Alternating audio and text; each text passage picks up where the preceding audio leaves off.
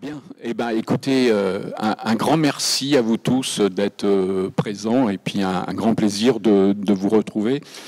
Donc, je vais donner immédiatement la parole à l'intronisateur, hein, comme il est de coutume pendant les rencontres d'économique. Donc, Claude, si tu veux bien officier. Si, bonjour.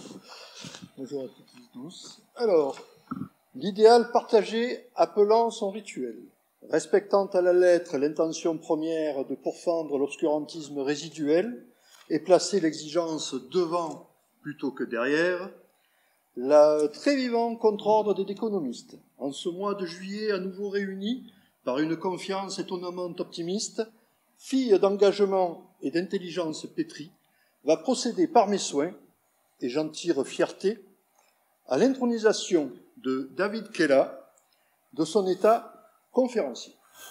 David Kella, adhérez-vous à l'idéal de la confrérie, tout entier inclus dans la mémoriale maxime Deconantus non bilibus, decunibus perfectus cognitas, qu'on traduit sans risque par « les plus déconnants ne sont pas ce qu'on croit, les plus déconneurs sont parfaitement connus ». David Kella, si l'adhésion à cette intention vous emporte, levez-vous et acceptez cet appendice nasal rougeoyant. Ah oui, c'est Covid compatible. Hein. C'est ça. Portez le séant, ouvrons grand les portes, dites « j'en suis fier ». J'en suis fier. Et commençons prestement. Merci. Merci pour cette intronisation. Je vais enlever tout de même le nez rouge parce que j'ai un grand nez et ça a du mal à rentrer. Et puis parce que je ne veux pas faire cette conférence avec une voix nasillarde. Ouais, absolument.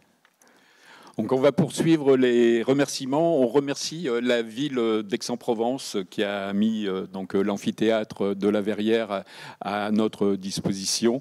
On remercie également aussi l'équipe technique de l'amphithéâtre de la Verrière. C'est un bonheur de travailler avec eux. On est là depuis ce matin pour préparer cette conférence et ils se sont mis totalement à notre disposition. Je pense qu'on peut les applaudir.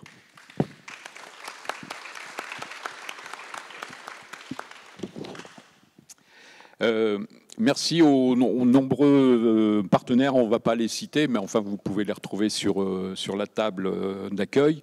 Merci également aussi à toute l'équipe des économistes qui forment donc les bénévoles qui ont organisé, mis en place cette conférence, cette rencontre. On peut, je pense, les applaudir également.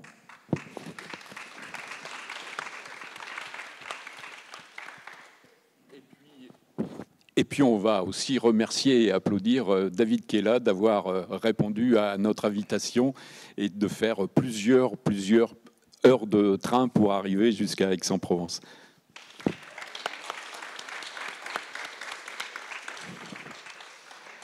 Alors, comment va se dérouler la rencontre d'aujourd'hui? Donc, David, tu vas parler pendant combien de temps?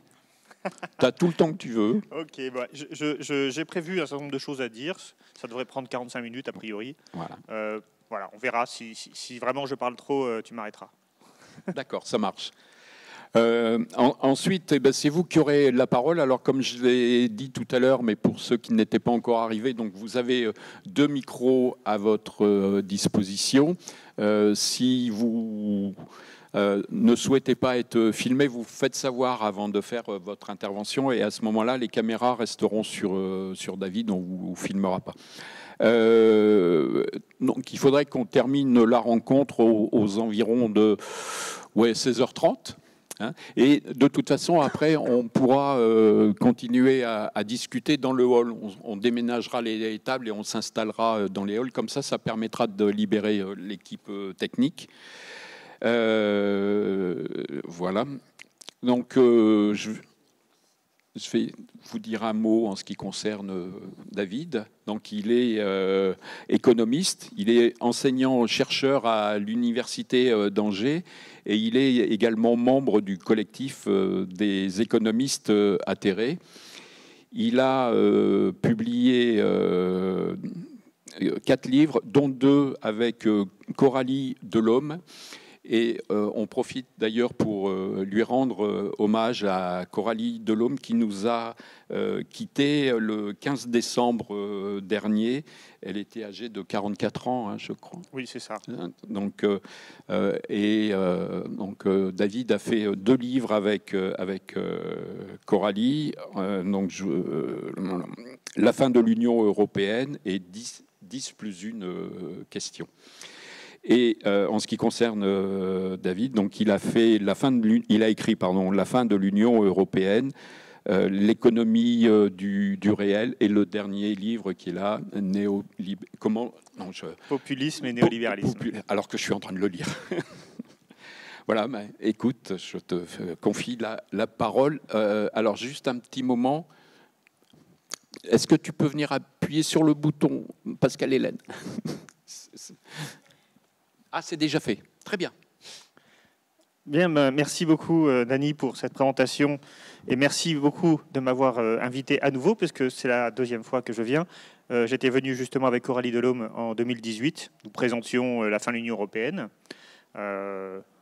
Et ça nous permettait aussi de discuter, parce que c'est ce sur quoi je travaille avec Coralie, mais on va revoir ça dans la conférence aujourd'hui, sur les effets en fait des politiques économiques en Europe et surtout les conséquences sociales et politiques de ces politiques. Donc j'étais déjà venu en 2018 et c'est avec grand plaisir que j'ai fait pas mal d'heures de train, c'est vrai, mais voilà, j'ai travaillé, j'ai corrigé des copies, c'était pas non plus du temps perdu pour venir ici au soleil, parce que vous avez en plus la chance d'avoir un beau soleil, ce qui n'est pas le cas à Angers. Alors oui, je vais vous parler de populisme. Des causes du populisme. Et pour cela, je vais m'appuyer sur effectivement ce livre-là qui est sur le présentoir, qui est sorti en octobre dernier et qui a été écrit en fait pendant le premier confinement. C'était assez intéressant d'ailleurs d'être dans un moment historique et en même temps voilà, je me suis demandé comment j'allais faire pour pas avoir un livre totalement obsolète qui sorte après cette transformation, parce que bon, comme vous tous à ce moment-là, au moment où on nous dit ne sortez plus de chez vous, c'était un peu particulier comme moment, et donc j'ai intégré quelques réflexions sur le Covid d'ailleurs dans le livre pour qui ne sont pas totalement obsolètes un an plus tard. Alors ce livre, effectivement, il parle du populisme. Et il explique la cause, c'est un peu la thèse que je défends dans le livre, la cause du populisme par la mise en œuvre de politiques dites néolibérales. Alors, le souci que j'ai avec ce titre et avec ce thème, c'est que les 2 mots populisme et néolibéralisme sont des mots qui ne font pas un consensus chez les économistes et globalement chez les gens. Et c'est la raison pour laquelle je vais commencer par préciser ce que j'entends par populisme. Et puis ensuite, je vais préciser ce que j'entends par le néolibéralisme. Et puis, je vais ainsi vous expliquer un peu les liens qui existent entre ces 2 phénomènes. Alors d'abord, le populisme, c'est effectivement un terme ambigu. C'est un terme aussi qui est polémique, puisqu'il peut s'entendre en fait de 2 manières différentes. D'abord, d'un point de vue positif. Beaucoup de mouvements se réclamant du populisme le voient comme quelque chose de positif, c'est-à-dire l'idée qu'il faut rassembler le peuple, défendre le peuple contre un système, contre des élites, et au nom, en quelque sorte, de l'égalité et de valeurs qui sont des valeurs de gauche. Et puis on a aussi, bien sûr, dans les médias, chez un certain nombre de personnalités politiques, elles aussi, une vision extrêmement négative du populisme, qui est un peu un terme péjoratif, une forme d'insulte, où on explique que les populistes sont des mouvements attrape-tout, démagogiques, qui développent très souvent, nous disent-ils, une vision complotiste de la société. Et on va mettre derrière le populiste Le Pen, Mélenchon, et puis d'autres, Trump, Viktor Orban, etc. Des gens qui, par ailleurs, n'ont vraiment pas grand-chose à voir les uns avec les autres. Hein. On est là sur une espèce de grand amalgame de tous les opposants. Et c'est souvent ce que dit le gouvernement, d'ailleurs, lui-même, un peu tous ses opposants, finalement, soit ils sont raisonnables et ils sont un peu d'accord avec lui, soit ils sont irraisonnables et donc forcément, ils sont chez les populistes. Alors évidemment quand on veut essayer de comprendre le populisme et qu'on emploie même le terme populiste, eh bien, on sera considéré soit comme un défenseur du populisme, soit comme un suppôt du gouvernement, si je puis dire. Et moi, c'est pas du tout comme ça que je veux appréhender la question, parce que le populisme, c'est aussi un concept scientifique de politologues, de sociologues, qui l'ont étudié, parfois de manière très détaillée. C'est puisque, en fait, les mouvements populistes, eh bien, ils naissent à la fin du XIXe siècle, hein, et ils reviennent assez régulièrement dans l'histoire des démocraties. Et donc, ce n'est pas quelque chose qui relève en fait d'une théorie, d'une doctrine politique. Les populistes n'ont pas forcément d'idéologie derrière, il n'y a pas d'idéologie populiste à ma connaissance, mais ça relève plutôt d'un phénomène politique qui souvent se caractérise par des personnalités politiques qui vont apparaître et qui vont gagner en popularité en mettant en avant l'opposition entre le peuple et les élites. C'est souvent comme ça que les politologues l'analysent.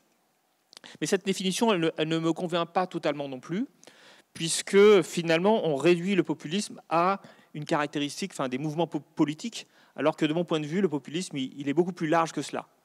Et il peut intégrer des mouvements qui ne sont pas forcément politiques, c'est-à-dire qui ne se traduisent pas dans les urnes, qui peuvent être toutes sortes de mouvements.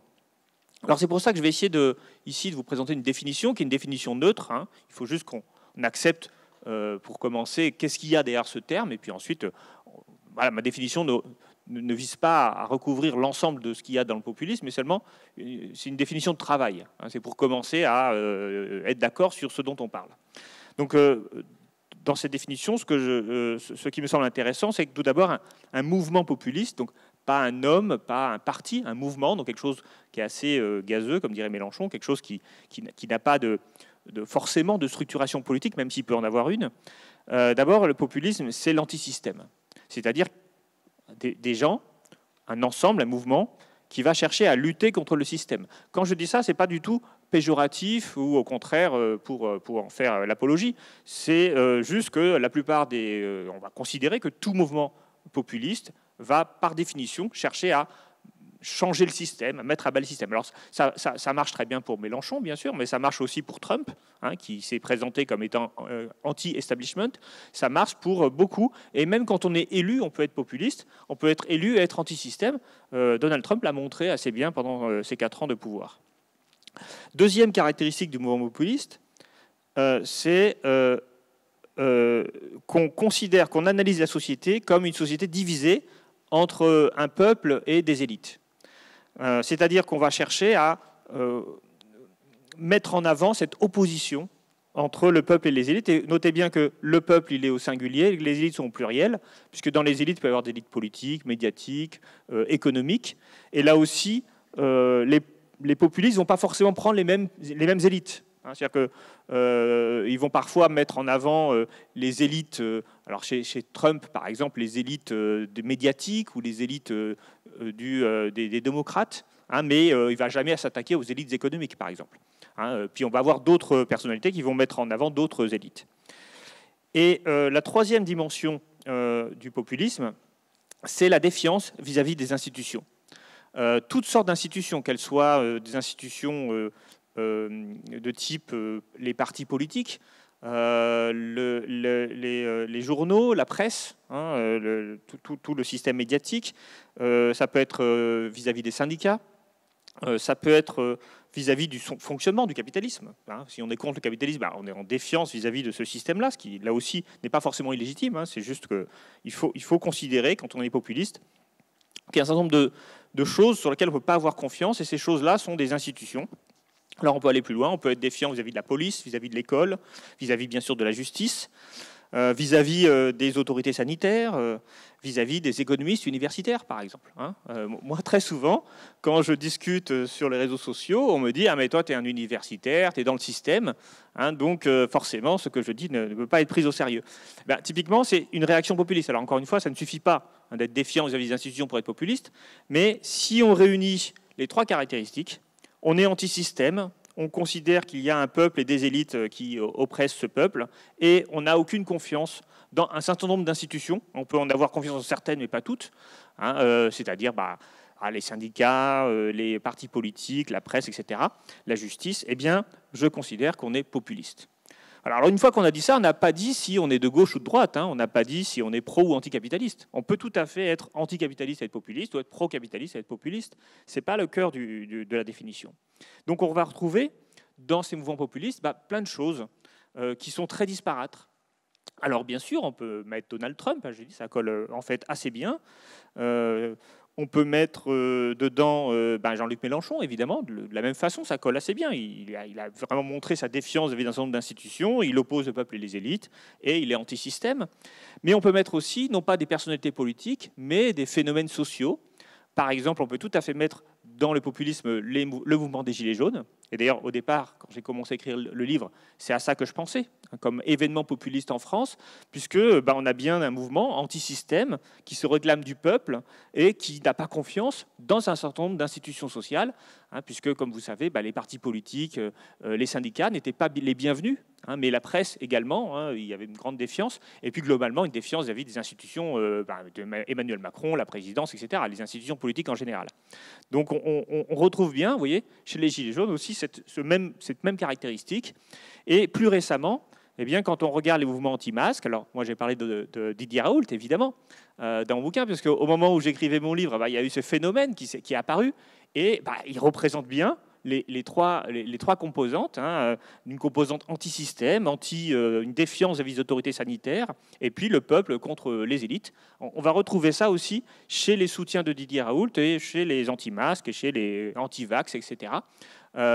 Alors, c'est pas parce qu'on est pro-Didier Raoult qu'on est forcément pro-Gilets jaunes, ou pro-Mélenchon, ou pro-Le Pen. Je n'ai pas parlé évidemment de Marine Le Pen, il y a aussi tout un aspect populiste dans ce mouvement. C'est juste qu'il y a ces mouvements, il y a ces personnes, et derrière ces mouvements, finalement, on retrouve un certain nombre de caractéristiques communes, même si les idéologies derrière ces mouvements ou les projets politiques derrière ces mouvements peuvent être extrêmement différents.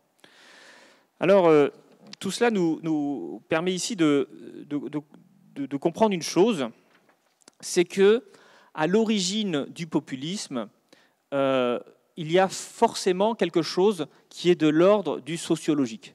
Il y a, et c'est l'hypothèse sur laquelle j'ai cherché à travailler dans mon livre, c'est que finalement, on voit le phénomène Didier Raoult qui apparaît en mars-avril 2020, au moment évidemment où il y a une grande angoisse populaire. Donc on se dit, ce phénomène, il n'est pas arrivé par hasard. Il est arrivé d'abord, évidemment, à cause de la situation sanitaire qui est absolument terrible et que les gens ils sont angoissés et donc ils veulent se chercher une réponse en quelque sorte. Et ils ont l'impression que Emmanuel Macron ne leur donne pas la bonne réponse. Et donc ils vont chercher d'autres personnes qui vont leur donner les bonnes réponses. Et si on est dans cette optique-là, de trouver une autre vérité en quelque sorte, c'est que quelque part, on ne peut pas faire confiance, on a le sentiment qu'on ne peut pas faire confiance aux autorités légitimes. Ou même plus simplement que le gouvernement et Emmanuel Macron ne sont pas légitimes et ne cherchent pas à défendre la population. Il y a même des gens qui ont écrit des livres pour dire que en fait, toute la politique sanitaire visait à tuer des gens. Vous vous souvenez le truc du grand reset, c'était on va remettre tout à zéro, on va remettre l'humanité à zéro, on va créer une grave crise économique exprès pour tout remettre à zéro. Et donc, évidemment, quand on pense comme ça, quand on croit à ce genre de théorie, c'est que d'abord, on n'a pas confiance dans les responsables politiques qui nous gouvernent. C'est-à-dire que la première cause, et c'est ça sur laquelle je vais insister, la première cause qui, pour moi, produit tout le reste, c'est la défiance absolue vis-à-vis de la démocratie, vis-à-vis du système. Et c'est cette défiance, ce terreau fertile de défiance, qui, en fait, nourrit le populisme. Et ce populisme, il peut arriver pour pour plein des raisons. C'est-à-dire que le mouvement des Gilets jaunes, il apparaît parce qu'on va faire la taxe carbone, enfin plus précisément augmenter les prix de l'essence, et les gens, tout d'un coup, se réunissent, ils se disent c'est pas possible. Hein, et quand ils se réunissent, ils pensent le gouvernement veut nous faire les poches, et d'ailleurs pas totalement à tort, j'y reviendrai tout à l'heure, et donc le gouvernement n'est pas là pour nous servir. Il est là pour se servir. Il est là pour servir le système. Et c'est à ce moment-là qu'il y a tout un ensemble qu'il y a un mouvement qui se crée, en fait, hein, qui, via les réseaux sociaux, via surtout les prises de position sur les ronds-points et le regroupement de personnes. Je pense que le mouvement des Gilets jaunes est vraiment un important mouvement social en France, sans doute le plus important depuis très longtemps, et que ce mouvement, et encore une fois, le fait que je le qualifie de populiste ne veut absolument pas dire que je m'en dissocie. Au contraire, moi, j'ai manifesté avec les Gilets jaunes, je me permets de le dire. C'est un mouvement qui m'est, pour ma part, tout à fait sympathique, parce que je pense que ces revendications étaient légitimes et que globalement, il a plutôt aidé les Français à se faire entendre. Et d'ailleurs, il a entraîné, Emmanuel Macron a quand même changé un certain nombre de positions, et notamment à annuler la taxe carbone et à d'autres choses. Donc, c'est un mouvement qui était vraiment un véritable mouvement social, plutôt positif. C'est pas parce qu'on est populiste, entre guillemets, qu'on est forcément dans un camp ou dans l'autre, ou qu'on est forcément a priori illégitime. Par contre, ce qui est intéressant, c'est de comprendre pourquoi est-ce qu'un certain nombre de personnes en viennent à penser que le gouvernement cherche à lutter contre les intérêts de la population, et notamment des électeurs qui l'ont élu. Parce qu'un principe démocratique, une démocratie à l'endroit, si je puis dire, c'est une démocratie dans laquelle les électeurs votent, ils votent pour des représentants, les représentants représentent les électeurs, et donc les citoyens, et agissent au service de ces citoyens. Et là, il se trouve qu'aujourd'hui, tout un ensemble de personnes a juste... tout un ensemble de personnes a raison ou a tort, ce n'est pas ma question ici. On y reviendra si vous voulez dans la discussion. Je ne cherche pas à donner mon avis à ce niveau-là. Je dis juste qu'il y a des gens qui pensent, légitimement ou non, que les représentants élus ne sont pas du tout au service du peuple et au contraire sont au service de leurs propres intérêts, voire soit un service d'intérêts occultes ou autres, ou d'intérêts capitalistes ou des grandes entreprises. Et donc, du coup, on ne peut plus leur faire confiance. Et donc, la question qui m'intéresse, et la question que j'essaie de développer dans ce livre et que je vais développer ici, c'est donc pourquoi cette défiance ? Pourquoi une partie de la population, et là aussi il ne faut pas généraliser, hein, les mouvements populistes ne représentent pas une majorité encore aujourd'hui en France, a priori, mais une partie assez importante de la population a l'impression que tout un ensemble d'institutions, le système en général, ne fonctionne pas au service des gens, mais soit au service de lui-même, soit au service d'autres intérêts. Et donc forcément, si on pense cela, on ne peut pas avoir confiance dans le système et dans les institutions et dans Macron et dans tout cela. Hein, donc tout cela, en fait, produit naturellement du populisme. Alors pourquoi cette défiance ? C'est un peu la grande question. Grande question à laquelle je vais apporter quelques petits éléments de réponse, mais je ne vais pas clore le sujet. Je veux dire, je pense qu'on est nombreux à réfléchir à cela en ce moment, et là aussi, c'est ma réflexion personnelle que je partage, mais elle peut tout à fait être complétée par d'autres formes de réflexion.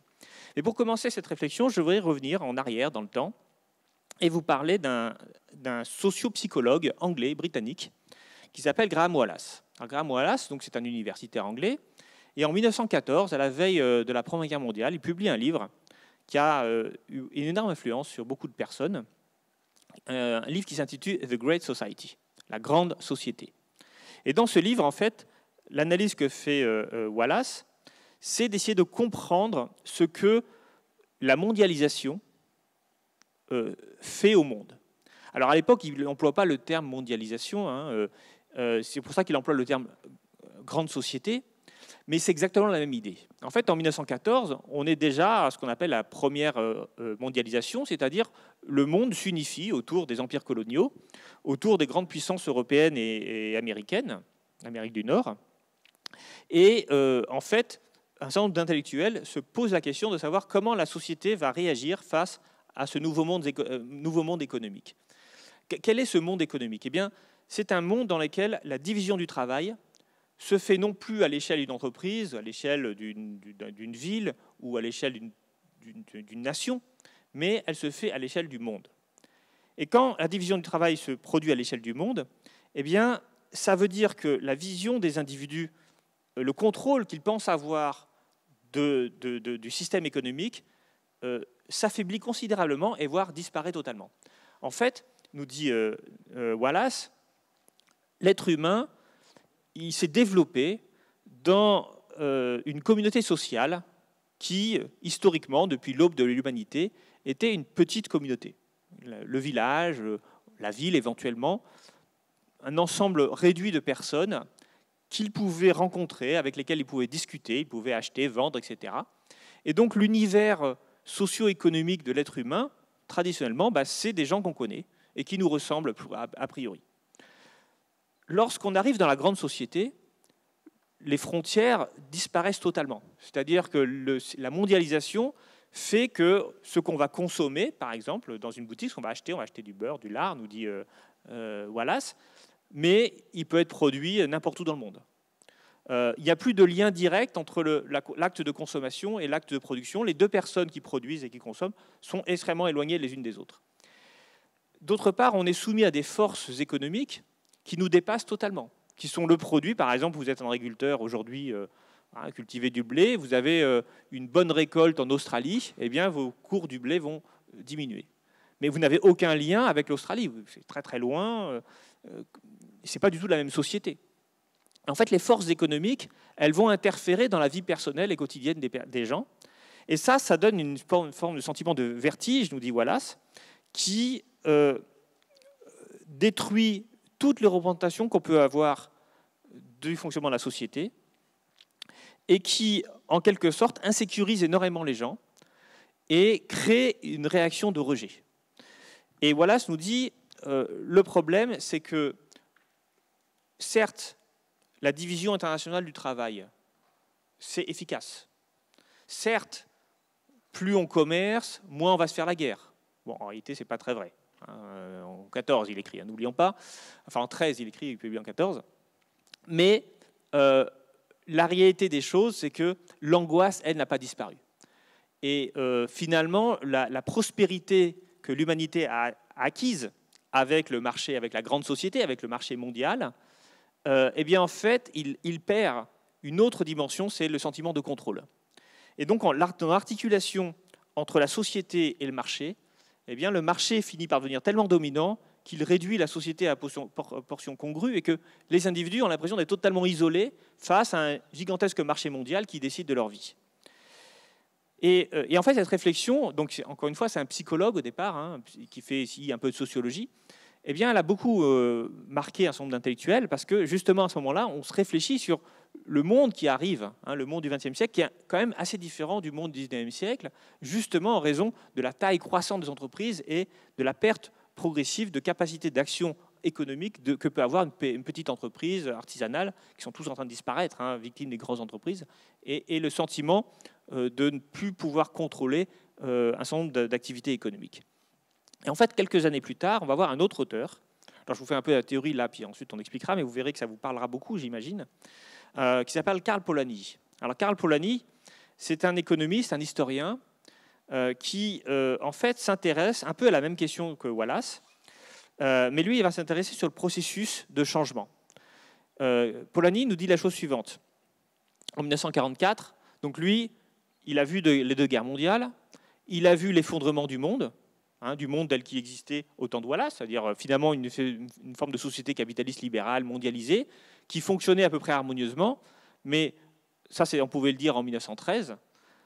Mais en 1944, on a eu une Première Guerre mondiale, on a eu la crise des années 30, on a eu le fascisme, on a eu la révolution soviétique, et on a eu la Seconde Guerre mondiale. Et donc, du point de vue de Polanyi, qu'est-ce qu'on voit en 1944 ? On voit l'effondrement du monde. Et Polanyi se pose la question, pourquoi le monde s'est effondré ? Et la réponse qu'il va donner, eh bien, c'est que, en fait, la mise en place d'une société de marché, fondée sur le principe de marché autorégulateur, s'est avérée tellement inhumaine que ça a engendré des catastrophes. Et en fait, l'analyse que fait Polanyi, c'est que dans une société traditionnelle, donc avant le capitalisme libéral, le marché est encastré dans les relations sociales. Et donc le marché est contrôlé par la société. Mais dans le capitalisme libéral, celui qu'on met en place au cours du XIXe siècle et dont l'apogée se trouve justement en 1914, eh bien, c'est l'inverse. C'est la société qui est encastrée dans le marché. C'est-à-dire qu'en fait, on a construit des institutions de marché qui cherchaient à réguler le mieux possible le marché, mais en faisant cela, on a détruit un certain nombre d'institutions sociales, institutions qui se sont transformées et qui ont fini par détruire, nous dit Polanyi, détruire la société sur laquelle elle reposait.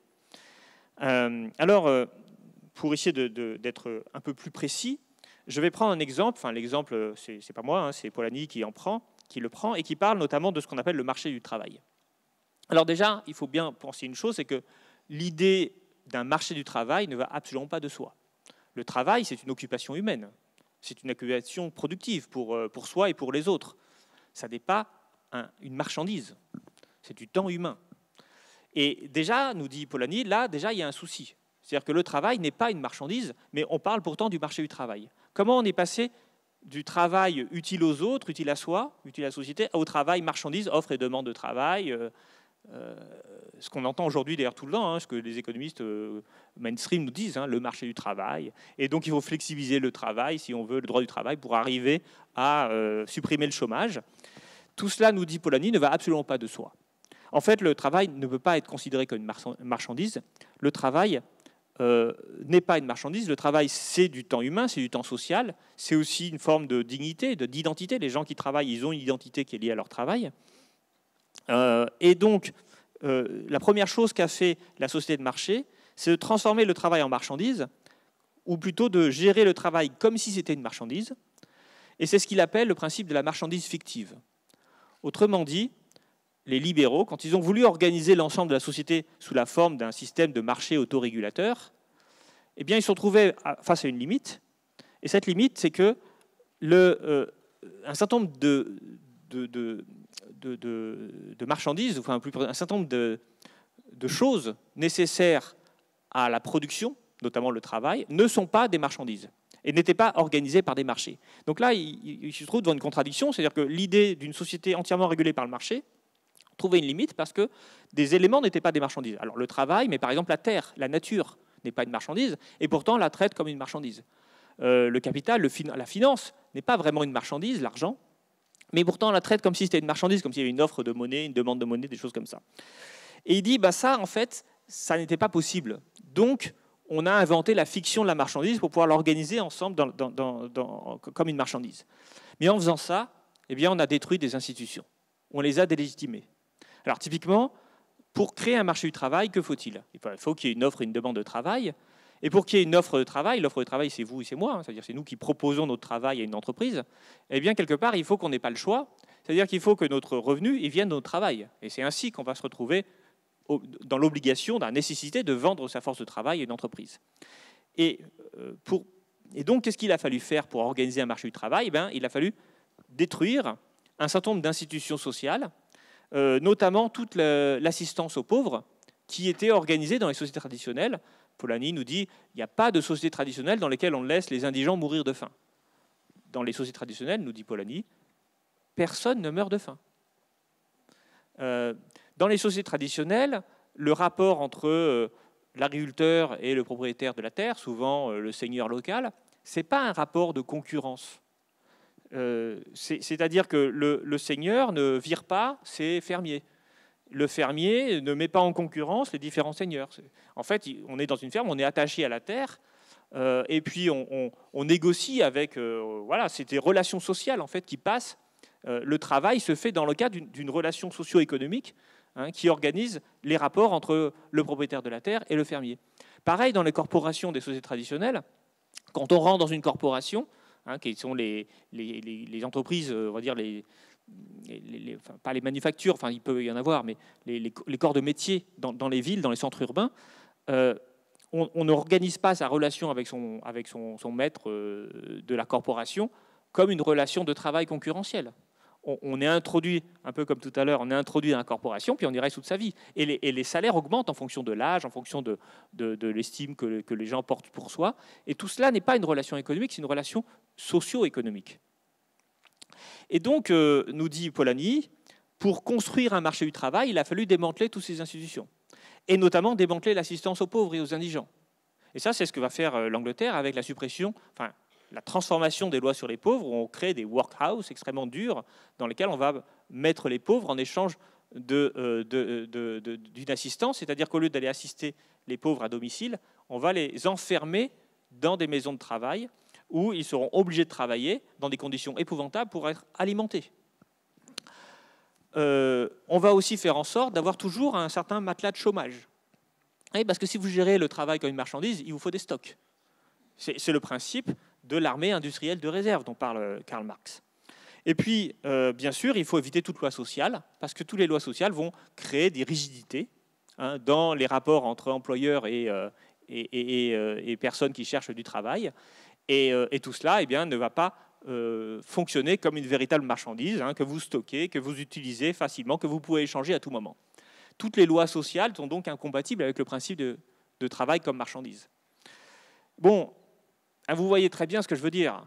C'est que si on crée un système de marché du travail, qu'on passe des relations traditionnelles, qui sont des relations économiques, mais qui sont aussi des relations sociales, et qui sont instituées par l'État. C'est-à-dire que les salaires étaient réglementés dans l'ancien régime, avant le capitalisme. Et il y avait des systèmes d'assistance aux pauvres qui existaient dans toutes les sociétés traditionnelles. Quand on détruit tout ça et qu'on dit aux gens, maintenant, si vous voulez vivre, il faut travailler, et il faut vous vendre, il faut vendre votre travail, et il faut négocier le salaire, parce qu'il n'y a pas de cadre pour les salaires, eh bien, on voit bien qu'on passe dans une société qui est extrêmement différente des sociétés traditionnelles. Et ça, qu'est-ce que ça produit ? Eh bien, ça produit une insécurité fondamentale chez les individus, et ça crée des mouvements sociaux. Et en fait, ce qui va se passer au XIXe siècle, c'est que ce système-là ne va pas fonctionner. Et Polanyi nous dit ça. En fait, ça n'a pas fonctionné parce que les ouvriers ont fini par se rassembler en classe ouvrière, ils ont fini par monter des syndicats, ils ont fini par devenir une force d'opposition, qu'on pourrait aujourd'hui appeler populiste, pourquoi pas, parce qu'effectivement, dans ce moment-là, il y avait bien un antisystème ouvrier. Alors on crée le suffrage censitaire pour les interdire de vote, et puis progressivement, en fait, on ne peut pas faire autrement. Donc on va libéraliser progressivement on va faire en sorte, libéraliser le droit syndical et faire en sorte de mettre en œuvre progressivement, très tardivement d'ailleurs, des premières lois sociales, la limitation à la durée du travail, l'éducation obligatoire, le suffrage universel, tout un ensemble de choses qui vont amener le progrès social des ouvriers. Mais le problème, c'est que dès qu'on fait ça, nous dit Polanyi, on a désorganisé la société. On a désorganisé le système économique fondé sur l'idée des marchés autorégulateurs, parce que du coup, il n'y a plus de marché autorégulateurs, il y a l'État qui crée des lois sociales. Bref, en fait, au début du XXe siècle, le système capitaliste libéral conçu au XIXe siècle s'effondre. Il s'effondre en raison des guerres, mais il s'effondre aussi en raison de ces incohérences internes. On ne peut pas organiser un système, on ne peut pas compter sur le laisser-faire uniquement pour gérer l'ensemble de la société. On ne peut pas encastrer totalement la société dans l'économie. Et donc, au début du XXe siècle, il y a une crise du laisser-faire. Alors, évidemment, l'autre événement qui va amener les économistes à s'interroger sur cette crise du laisser-faire, c'est la crise des années 30, la crise de 1929, qui montre là aussi que la finance laissée libre à elle-même ne fonctionne pas. Et c'est à ce moment-là qu'on va avoir des intellectuels qui vont se réunir dans les années 30 pour essayer de trouver une réponse à ces problèmes-là. Et c'est à ce moment-là donc qu'on va concevoir une théorie, une nouvelle doctrine qu'on appelle le néolibéralisme. Et le néolibéralisme, eh bien, en fait, son principal, ce à quoi il s'attaque, ce qu'il veut changer, c'est le laisser-faire. Ce qui est au cœur du néolibéralisme, c'est la contestation du laisser-faire comme principe d'organisation de la société et de l'économie. Et là, si je vous dis ça, c'est que ça ne paraît pas tout à fait évident. On a l'impression que les néolibéraux sont des gens qui sont pour le laisser-faire du marché. Mais en réalité, ce n'est pas du tout comme ça que les débats se font dans les années 30. Alors ces débats, on les retrouve à l'école de Fribourg, en Allemagne. C'est ce qu'on appelle les ordo-libéraux, qui en réalité sont une branche des néolibéraux, qui se fondent, donc une école qui se fonde en 1936. Et puis en 1938, on a ce qu'on appelle le colloque Lippmann, du journaliste Walter Lippmann, qui a publié en 1937 un livre qui répond d'ailleurs directement au livre de Wallace, en essayant de penser un nouveau système économique qui soit un système libéral, mais qui ne soit pas fondé sur le principe uniquement du laisser-faire. Bon, alors qu'est-ce que disent ces intellectuels, ces économistes? Ils disent le marché non régulé ou absolument non régulé est impossible, ça ne fonctionne pas. Ça ne fonctionne pas parce qu'il va y avoir un certain nombre de défaillances qui vont apparaître. La première, évidemment, c'est celle dont j'ai parlé, c'est la défaillance sociale. C'est-à-dire que vous allez vous retrouver avec une misère ouvrière qui va faire que des gens ils vont se syndiquer, ils vont se révolter, ils vont faire grève, et vous allez retrouver avec la révolution russe. Parce que n'oublions pas qu'en 1938, 1937, c'est de ça dont on a peur. On a peur aussi des fascistes, qui sont une autre manière de contester l'ordre établi. Donc il faut absolument préserver l'ordre social. Premier élément. Deuxième élément qui dysfonctionne, si on laisse le marché faire, nous disent-ils, eh bien bientôt il n'y aura plus de concurrence. Il y aura des grandes entreprises extrêmement puissantes qui vont tuer le marché et devenir des monopoles. Ça aussi, ce n'est pas possible. Donc il faut contrôler la concurrence. Si on laisse faire, on va se retrouver avec des pays. Vous savez qu'à l'époque, on avait un système monétaire qui était fondé sur l'état noir, mais on avait aussi, dans les années 30, des pays qui avaient perdu tout leur stock d'or, notamment l'Allemagne, qui devait payer des réparations importantes aux autres pays en or, et qui du coup n'avait plus d'or pour sa propre monnaie. Du coup, on a eu cet épisode d'hyperinflation au début des années 20, et du coup se pose la question de savoir mais comment on fait pour rétablir un système monétaire qui soit fiable, qui permette au marché de bien fonctionner si on supprime les talons or. Donc, troisième grande question, la question de la monnaie. Et puis, quatrième grande question, eh bien, le libre-échange. Puisque là aussi, dans les années 30, on a des pays qui se replient un peu sur eux-mêmes, qui se replient voire sur leurs empires coloniaux. Et le problème, c'est qu'il y a des pays qui ont des empires coloniaux importants, qui peuvent donc avoir accès à un certain nombre de ressources, et puis d'autres qui n'en ont pas. Et souvenez-vous, c'était aussi le cœur des problématiques de l'époque, puisque l'Allemagne, si elle s'est réarmée, etc., c'est aussi parce qu'elle avait été privée de ses colonies et qu'elle voulait se venger pour avoir accès à des ressources auxquelles elle n'avait plus accès. Puisque, pensez par exemple au caoutchouc, qui était une matière première extrêmement importante au début du XXe siècle, puisqu'avec ça, on faisait les pneus des voitures, etc.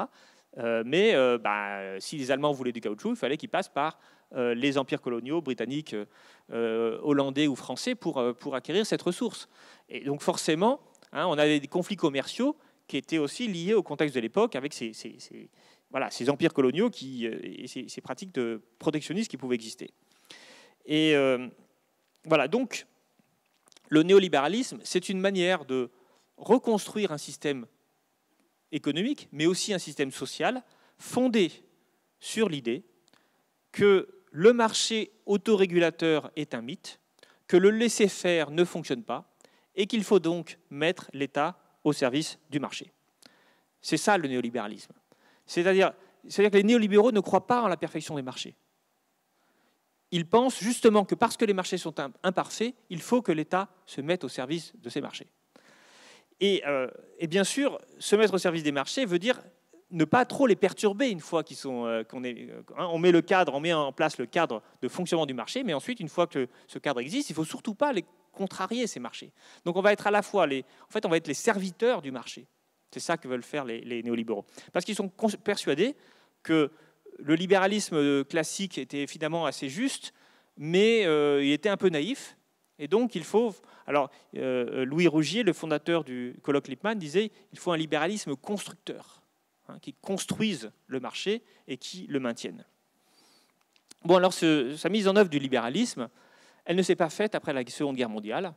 Après la Seconde Guerre mondiale, en fait, c'est un échec du libéralisme. On a donc, en fait, reconstruit les économies avec un très fort interventionnisme et même une planification. En France, on commence à mettre en place les plans quinquennaux à la française, pas le même système que le système soviétique, mais un système incitatif important pour, en quelque sorte, diriger en partie l'économie. Aux États-Unis, on a aussi un système social qui se met en place, un contrôle très fort, là aussi, de l'économie. Je donne un exemple dans mon livre sur comment est-ce que on a du temps de Kennedy, comment Kennedy pouvait interdire à des entreprises d'augmenter leurs prix, parce que en fait, tout était extrêmement contrôlé, et y compris les hausses salariales se décidaient à la Maison-Blanche. les hausses salariales dans les grandes entreprises. On a complètement oublié que l'économie de l'après-guerre, c'est une économie qui est en grande partie administrée. D'ailleurs, on avait en France un certain nombre de prix réglementés qui ont duré très longtemps. Le prix de la baguette de pain, je crois qu'il est réglementé jusqu'aux années 70. Le néolibéralisme va progressivement revenir au cœur des politiques publiques à partir, alors c'est ça que je voulais dire un peu ici, à partir des politiques européennes.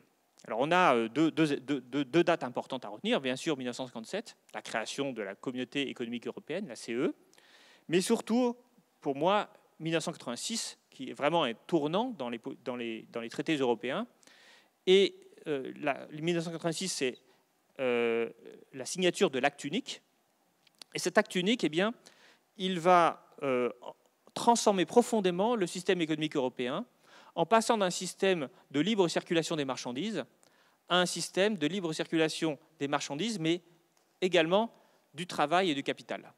Et là, on comprend qu'à travers ce marché unique, on va remarchandiser le travail et le capital également, qui était préservé en partie des influences marchandes par les frontières nationales et le fait qu'on avait un pouvoir politique qui pouvait réguler au sein de ces frontières les activités, le travail et globalement les relations entre employeurs et employés.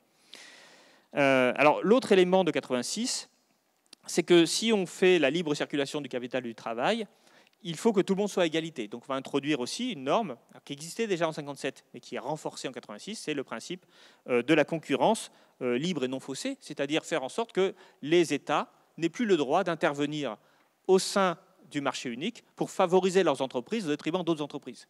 Derrière cela, on interdit de fait aux États de mener des politiques industrielles, c'est-à-dire d'influencer le système productif, ce qui signifie que les entreprises décident librement d'investir où elles veulent en Europe. Il n'y a plus de frontières au capital. Donc, je suis une entreprise italienne, je peux investir au Danemark, en Espagne, n'importe quel pays européen qui est membre du marché unique. Alors, évidemment, quand on fait ça, eh bien, on va engendrer des effets dont j'ai parlé dans la fin de l'Union européenne, dont j'étais venu parler ici déjà, il y a 3 ans. C'est ce qu'on appelle les effets d'agglomération. Alors, qu'est-ce que c'est que les effets d'agglomération ?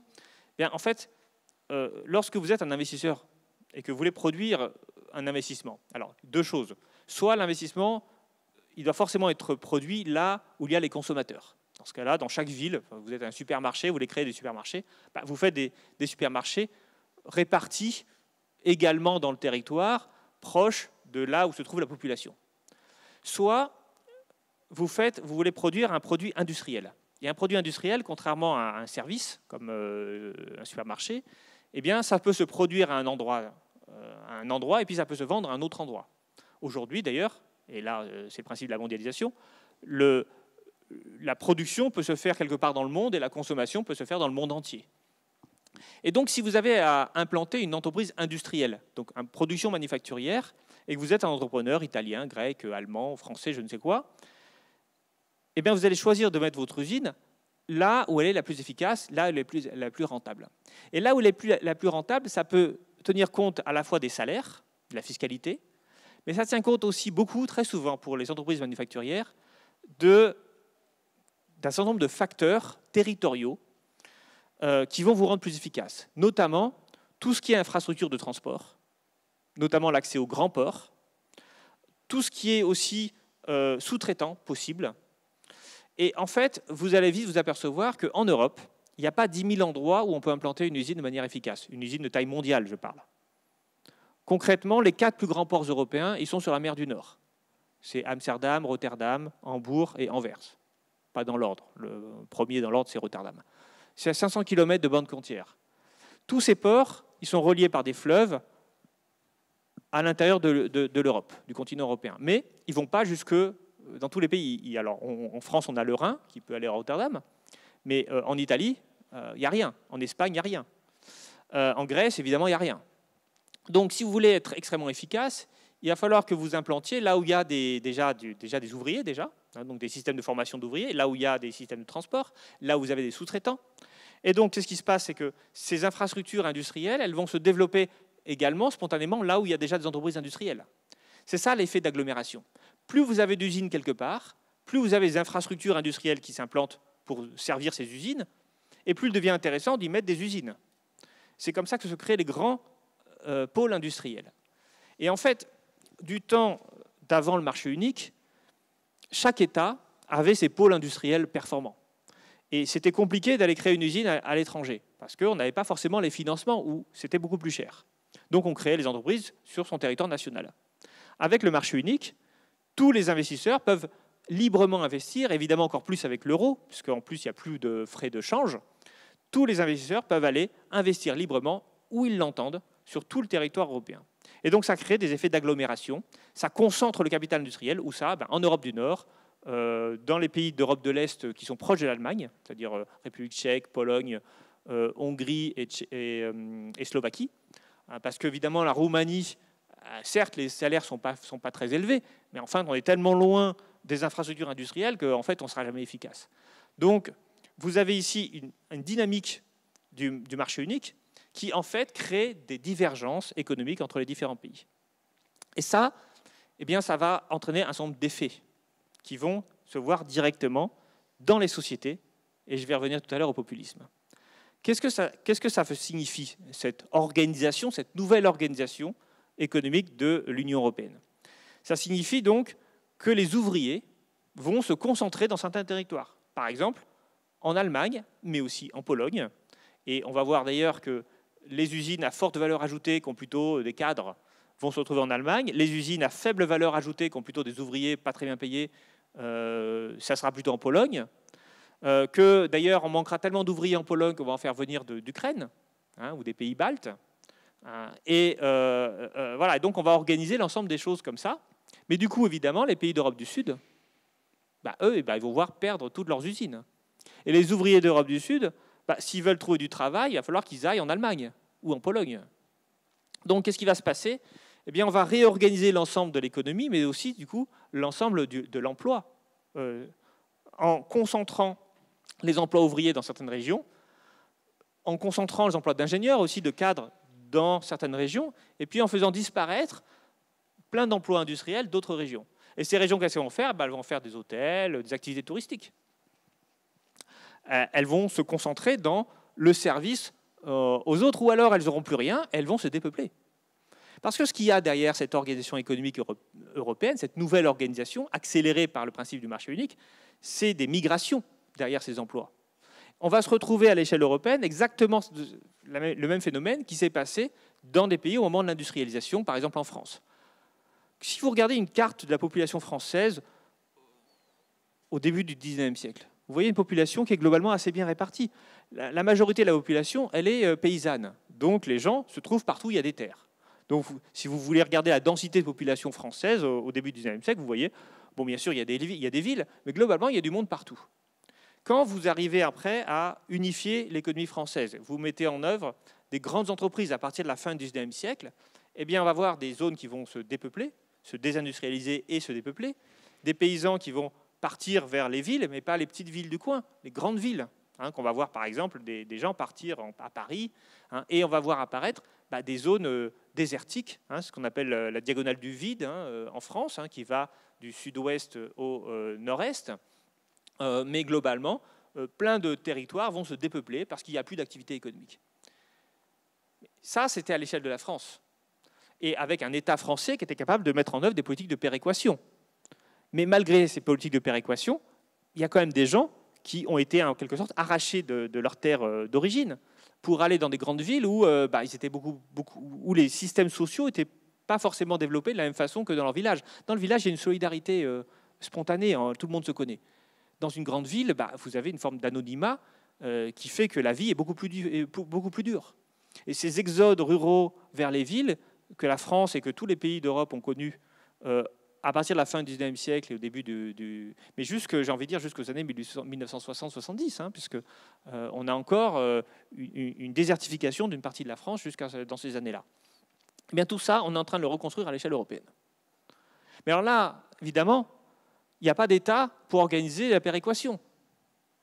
Il n'y a pas de système social européen qui va compenser les pertes de certains pays par rapport à d'autres. Et puis, on n'est pas le même peuple, on ne parle pas la même langue.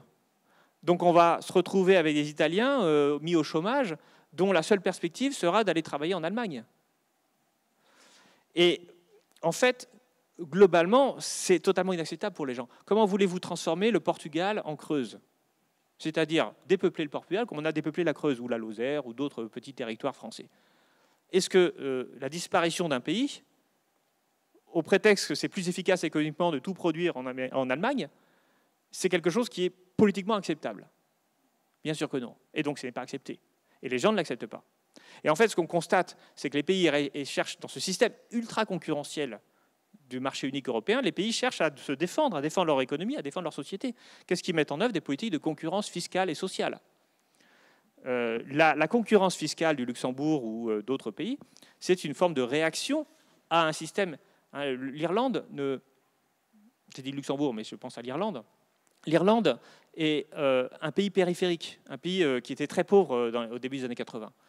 10 ans après qu'il ait adhéré à la CE, l'Irlande restait l'un des pays les plus pauvres d'Europe. Pour que l'Irlande se développe, il a fallu qu'il fasse du dumping fiscal. Je vous garantis que tous les autres pays périphériques, s'ils n'ont que ce choix à faire pour se développer, ils vont évidemment le faire. Mais évidemment, tout cela entraîne des réactions vis-à-vis de grands pays comme la France, qui dit mais on ne peut pas se laisser tondre la laine sur le dos. Donc si on est dans un système ultra concurrentiel, il faut qu'on mène des politiques pour contrer cela. Et qu'est-ce qu'on va mener comme politique? Des politiques d'attractivité. C'est le grand mot attractivité aujourd'hui. Emmanuel Macron, il ne cesse de se réjouir que la France est devenue plus attractive. Qu'est-ce que ça veut dire l'attractivité? L'attractivité de quoi? L'attractivité pour le capital. Faire en sorte que les investissements en France soient plus rentables que les investissements en Allemagne. Oui, mais on part avec un désavantage. Eux, ils ont les grands ports, la mer du Nord, nous, on ne les a pas. Alors on va faire davantage pour permettre de compenser ce désavantage. Donc, qu'est-ce qu'on va faire? Eh bien, on va promettre de baisser les impôts, d'avoir des salaires plus faibles. Loi travail, fin de l'ISF, baisse de l'impôt des sociétés, flat tax sur le capital. C'est toutes les mesures qu'a pris Emmanuel Macron dès qu'il est arrivé au pouvoir en 2017. Alors évidemment, toutes ces mesures, qu'est-ce que c'est? C'est des mesures fiscales qui plombent les recettes fiscales de l'État. Si on veut mener une politique d'attractivité, on ne peut pas perdre d'un côté toute recette fiscale et en même temps promettre aux entreprises, parce que ça fait partie de l'attractivité, des services publics adéquats avec des populations bien formées. Bon, déjà, les populations bien formées, on les forme moins bien. Parce que, parce qu'on fait des réductions sur les profs et l'éducation et l'université. Je le sais bien, je pourrais vous en parler si vous voulez. Mais il faut quand même avoir un minimum de services publics. Donc, qu'est-ce qu'on fait? Eh bien, on va se rattraper en fiscalisant ce qui est non mobile. Parce qu'on a fiscalisé ce qui est mobile, ce qui peut nous faire concurrence, ce qui peut concurrencer la France avec d'autres pays. Et donc, on va prendre des choses immobiles qu'on va fiscaliser en échange. 50 000. Oui, j'arrête très bientôt. Parce que, vous voyez, j'arrive à la conclusion. Qu'est-ce qu'on va fiscaliser? Les ménages. Et quoi? Le carburant, les cigarettes. Et donc, les ménages, ils ont l'impression qu'on enlève des impôts aux entreprises et aux riches, mais qu'eux, on les taxe. Et bien ça, c'est le mouvement des Gilets jaunes. Le mouvement des Gilets jaunes, c'est une conséquence directe du marché unique, de la logique d'attractivité qui en est la conséquence, et plus généralement, parce que c'est ça que j'essaie de vous expliquer, de la mise au pas de la société au nom du bon fonctionnement du marché et au nom de la grande société et de la mondialisation. C'est-à-dire que ce qu'on retrouve aujourd'hui, c'est exactement ce que dénonçait Polanyi, en expliquant que la société de marché était en réalité totalement... société de marché était un système qui est totalement invivable. Bon, alors je conclus. Le populisme, ce n'est rien d'autre que la réaction à une société à un système politique, qui, parce qu'il est aux prises avec des forces économiques extrêmement violentes, une forme de concurrence qui le conduit à mener toujours la même politique, c'est-à-dire une politique de forme de défense pour améliorer la place de la France dans la grande concurrence internationale qui se joue à l'échelle européenne et aussi à l'échelle mondiale. Et donc, il mène des politiques d'attractivité fiscale et sociale qui sont insupportable pour les gens. Voilà. C'est-à-dire qu'en fait, le populisme, c'est une forme de réaction de légitime défense face à un système qui, en fait, agresse les individus. Et donc, ces individus qui sont livrés à eux-mêmes, qui ont l'impression que les gouvernements, finalement, jouent contre eux. Mais ces gouvernements, ce n'est pas qu'ils sont foncièrement méchants, c'est que, finalement, ils acceptent les règles telles qu'elles fonctionnent, ils essaient de jouer leur jeu. Et la politique d'attractivité, elle se comprend dans le contexte. Mais jamais ils remettent en cause le problème, qui est justement cette espèce de cette mondialisation à l'échelle mondiale ou à l'échelle européenne. Et du coup, comme on a l'impression que tous les gouvernements mènent les mêmes politiques parce qu'ils sont toujours en réaction face au même contexte, eh bien, on ne peut plus avoir confiance dans ces personnes-là. Les gouvernements apparaissent comme totalement impuissants, voire, parce que c'est très embêtant de penser que le gouvernement qu'on a élu est impuissant. Parce que si Macron est impuissant, alors qui est puissant? Et en fait, la réalité, c'est que, du coup, qu'est-ce qu'on va dire? Il n'est pas impuissant, il est puissant, mais il sert des intérêts occultes. En fait, c'est vraiment la suite logique de tout cela. Bon, je termine quand même sur une note d'espoir. Cette impuissance, elle est en fait totalement fictive. Parce que la France reste un pays souverain. La France peut faire plein de choses. Elle pourrait tout à fait taper du poing sur la table et dire, écoutez, moi, je vais mener des politiques économiques au service de ma population. Et si mes voisins commencent à défiscaliser ou faire du dumping, eh bien, je vais taxer leurs produits. En fait, on connaît la réponse à cette mondialisation. C'est finalement ce qu'on a fait pendant les 30 Glorieuses. Si on refuse de le faire, c'est parce qu'on est totalement imbibé d'une idéologie, l'idéologie néolibérale dont j'ai parlé tout à l'heure, qui ne conçoit les rapports économiques et les rapports sociaux que dans une logique de marché. Et vous voyez, j'en suis au cœur du propos, enfin, finalement j'arrive à la conclusion, mais c'est ce que j'ai voulu montrer dans mon livre. C'est-à-dire que, en fait, derrière tout ce système, il y a non pas un complot des grands méchants capitalistes pour asservir les individus, mais il y a surtout une fausse évidence de ce que doit être la société et l'économie. Et c'est pour cette raison que je pense que le combat idéologique il est extrêmement important. Parce que tous mes collègues économistes, y compris de gauche, c'est ça que j'explique, ils sont en grande partie tellement imbibés de néolibéralisme, tellement imbibés de la foi dans le marché, qu'ils ne parviennent pas à comprendre qu'en fait, on pourrait tout à fait faire autrement les choses. Et donc, cette impuissance, je pense qu'elle est assez facile à y remédier, pourvu qu'on accepte de penser les choses autrement. Voilà, je vous remercie. Désolé d'avoir été un peu long. Merci beaucoup. Merci, David.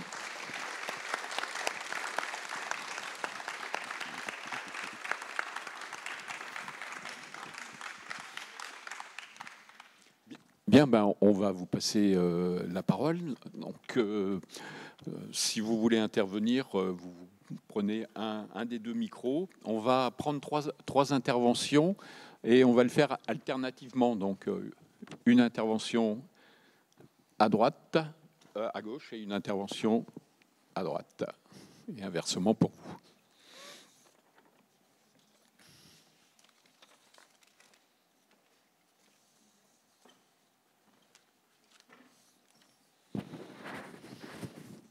Un petit coup. Oui.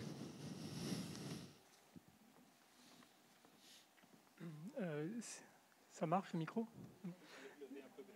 Ouais. Bon, ouais. C'est pour deux témoignages. J'ai vu à Aix-en-Provence un camion à la plaque portugaise avec affiché sur le pare-brise des plans pour déployer la fibre optique. Donc là aussi, les grandes entreprises prennent des travailleurs au moins cher possible, j'imagine. Je ne connais pas les prix. Et deuxième témoignage, Pôle emploi délègue à l'entreprise française Assess First des tests de personnalité qui sont assez complets, sont bien stockés et sont obligatoires avec votre nom. Et en fait, j'ai pu constater que même les résultats sont surprenants parce que quand le premier test vous donne un chiffre, disons 50, et que 2 semaines après, vous faites le deuxième test et que vous arrivez à 55, ils vous disent que ça fait plus 10. Bon, ils n'ont pas les mêmes mathématiques que moi. Toujours est-il que là aussi, c'est enregistré quelque part avec votre nom, et le chômeur est une marchandise.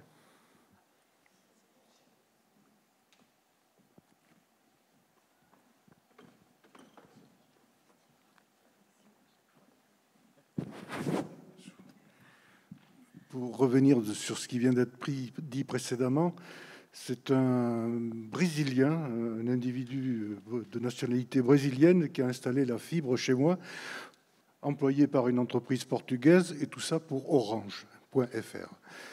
Enfin, ça, bon, au passage. Bon, vous avez voulu terminer sur une note d'espoir. Il faut la chercher, mais enfin, on peut la trouver, si on est à condition de la chercher. Et vous avez dit que ces mouvements populistes qui réagissent en légitime défense aujourd'hui dans le système, face au système, ils sont minoritaires aujourd'hui. Peut-on avoir l'espoir et comment faire en sorte qu'ils deviennent majoritaires ?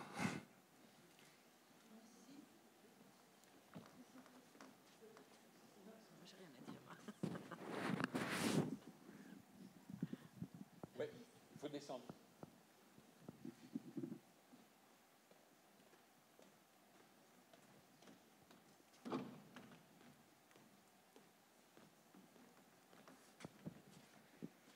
Oui, d'abord, on m'entend ? Oui, parce que le masque, c'est dur.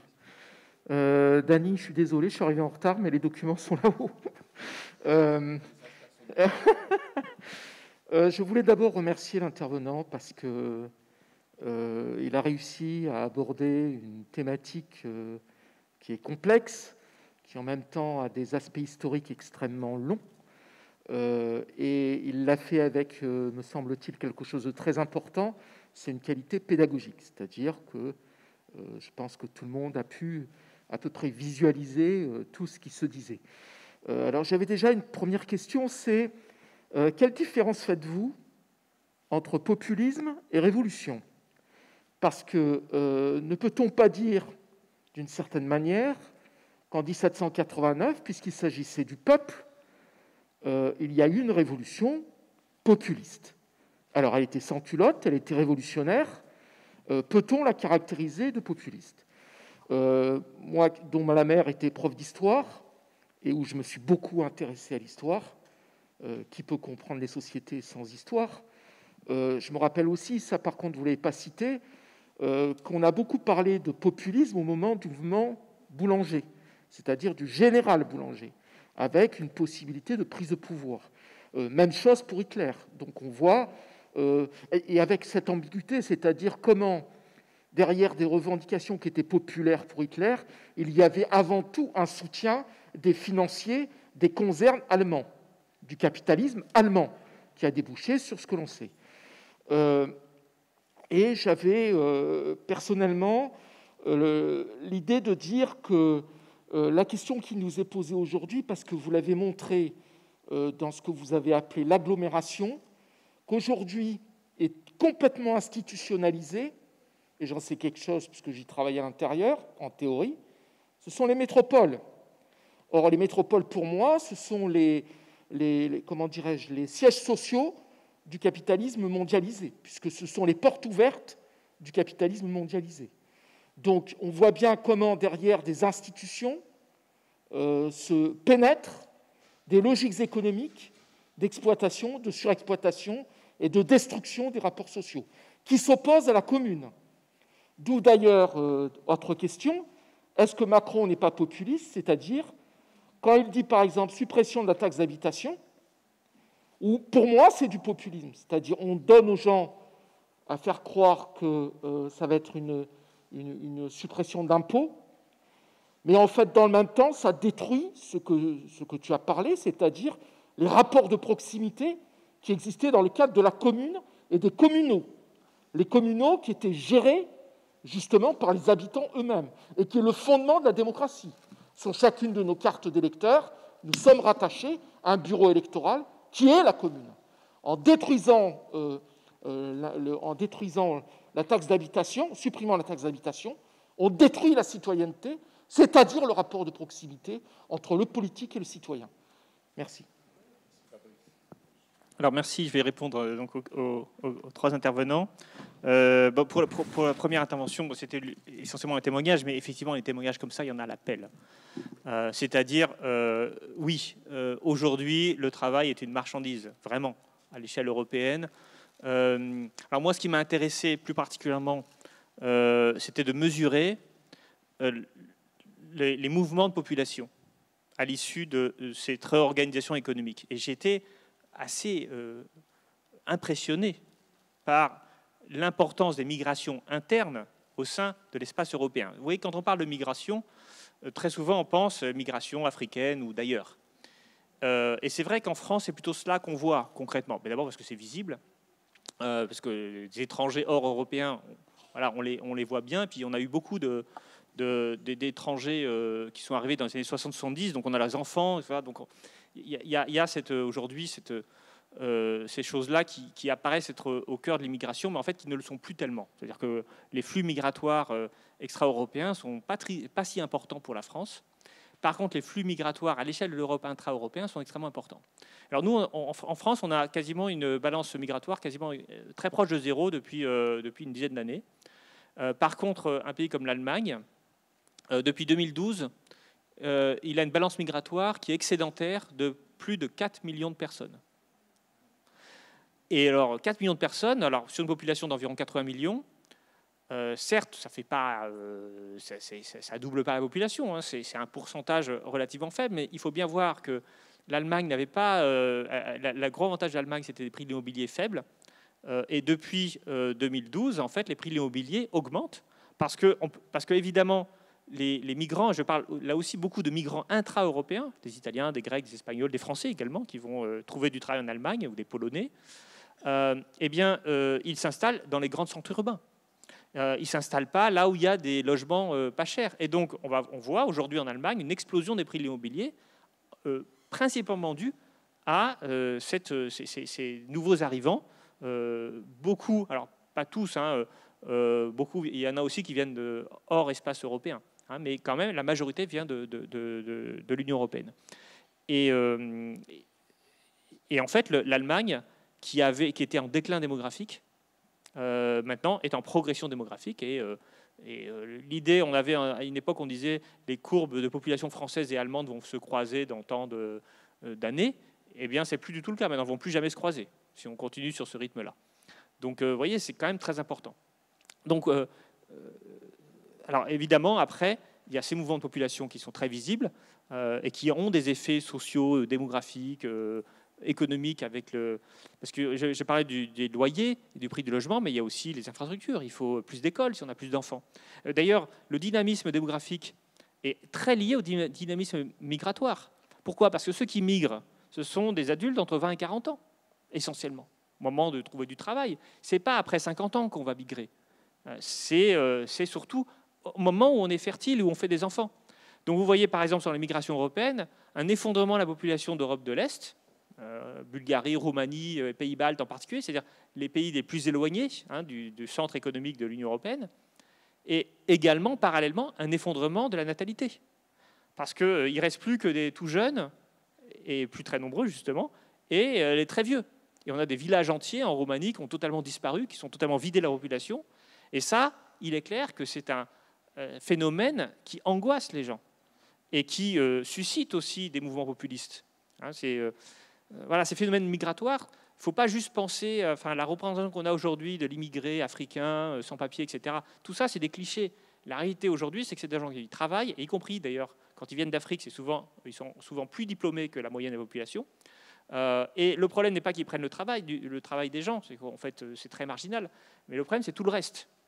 C'est-à-dire, pour les pays de départ, la perte des forces vives du pays, forces vives en termes de natalité, en termes de compétences, et pour les pays qui l'accueillent, tout un ensemble de phénomènes, typiquement les prix des loyers, etc. Deuxième question, est-ce que les populistes pourraient devenir majoritaires? Alors, c'est possible. C'est-à-dire que tout à l'heure, on parlait, la troisième question parlait aussi du fascisme et de l'hitlérisme et du boulangisme. on a eu... en fait, quand Polanyi écrit son livre, La Grande Transformation, il cherche à répondre à une question extrêmement importante pour lui, qui est pourquoi il y a la montée du fascisme. Et c'est ça qu'il dit, c'est-à-dire qu'en fait, le fascisme apparaît comme une réponse aux désordres sociaux eux-mêmes créés par les flux économiques et la marchandisation de la société. Et donc oui, c'est possible. Est-ce que c'est une bonne chose ? Ça dépend qui, parce que le populisme, ça peut être tout et n'importe quoi. Et le problème, c'est quand vous avez une société qui va très mal, soit elle va se réfugier dans l'abstention, comme on l'a vu aux dernières élections, soit elle va se donner à des gens qui peuvent être des fous furieux. Donc je ne sais pas si le jour où le populisme devient majoritaire, ce sera forcément une bonne chose. Et ça dépend qui, en fait. Est-ce que Macron est populiste ? Alors là, j'ai envie de dire que quand il dit qu'il va supprimer la taxe d'habitation, de mon point de vue, il est plutôt démagogue que populiste. Mais par ailleurs, il est quand même un peu populiste, puisqu'il dit, parce que quelque part son comportement en tant que chef d'État, c'est de nier les corps intermédiaires. Et je trouve que cette négation des corps intermédiaires, ça reprend quand même pas mal de questions de stratégie populiste. D'ailleurs, il a appelé son livre « Révolution », ce qui nous amène à une autre question. Est-ce qu'il faut parler de révolution ou de populisme ? Mon sentiment, c'est que la révolution, elle a un projet politique, ce que n'a pas forcément le populisme. Et voilà, donc là aussi...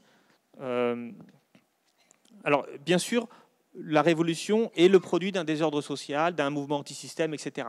Donc, mais je dirais simplement que la révolution, c'est un terme plus précis que le populisme. C'est-à-dire que le populisme, il recouvre plein de choses, y compris des gens ultra-conservateurs comme Donald Trump, qui ne sont pas du tout des révolutionnaires.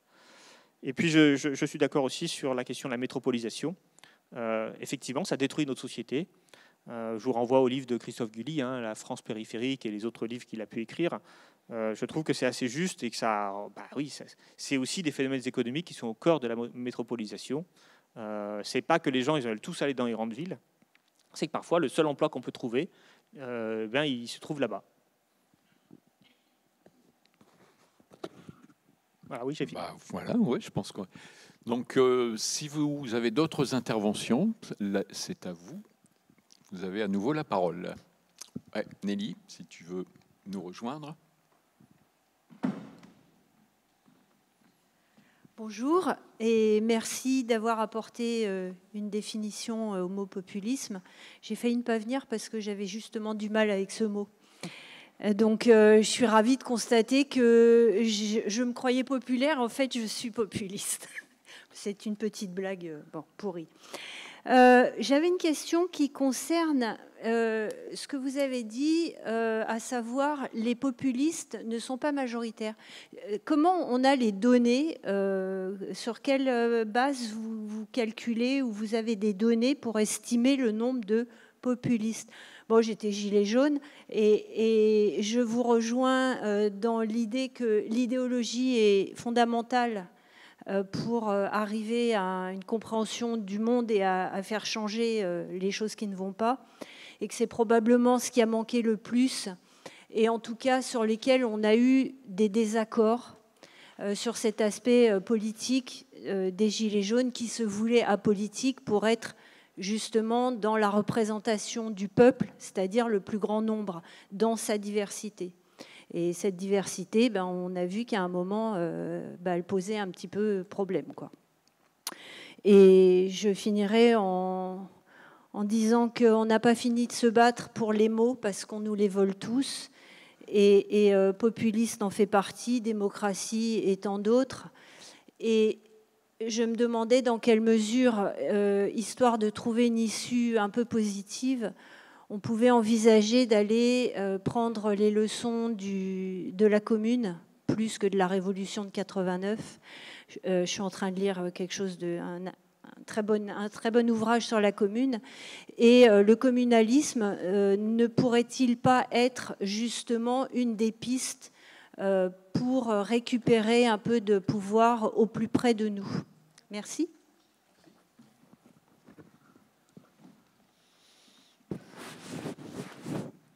Qui souhaite nous rejoindre ici à la tribune? Ouais. Il faut descendre.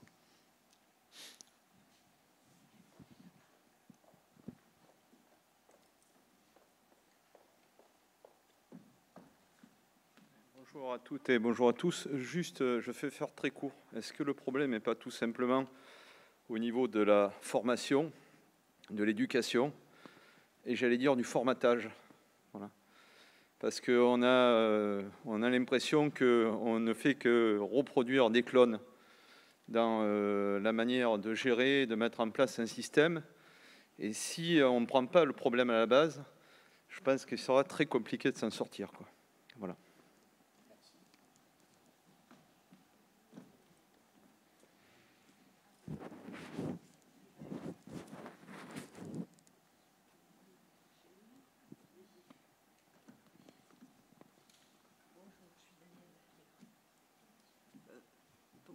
Bonjour et merci.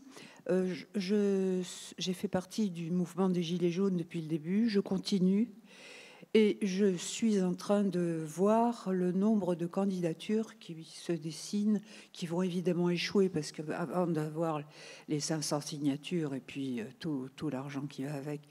Mais voilà, il y a beaucoup de questions qui se posent vis-à-vis de cette question du populisme notamment.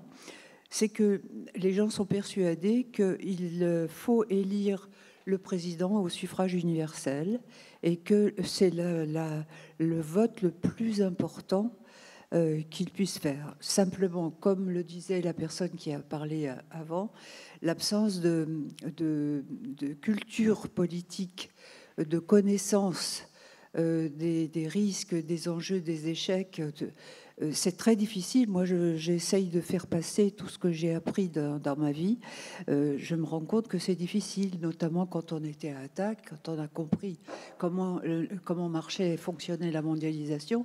Il y a plein de choses à faire passer, mais la difficulté, alors ça tient aussi à la personne qui parle, parce qu'il y a des choses qui semblent tellement évidentes qu'on a du mal à comprendre que l'autre en face ne connaisse pas ça. Mais malgré tout, il verse de temps en temps, une même personne peut verser dans le complotisme très vite sur sa question des vaccins, on l'a vu, mais aussi sur le plan politique. Il me semble que l'esprit des gens est très fumeux et que cette absence de culture minimale citoyenne, en fait, parce qu'on a le mot citoyen à la bouche, mais la culture du citoyen, elle est à faire, en fait. C'est un obstacle énorme, et là, je ne sais pas comment faire. Voilà. Merci.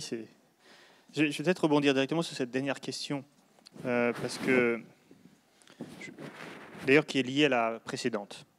La formation, l'éducation.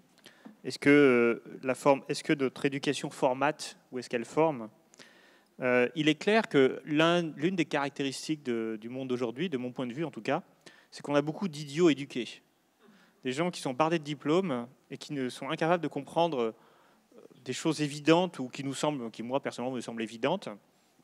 Et on va le retrouver partout d'ailleurs, y compris je veux dire partout dans le spectre politique, y compris des gens très à gauche qui peuvent dire des énormes bêtises, ou des gens très à droite.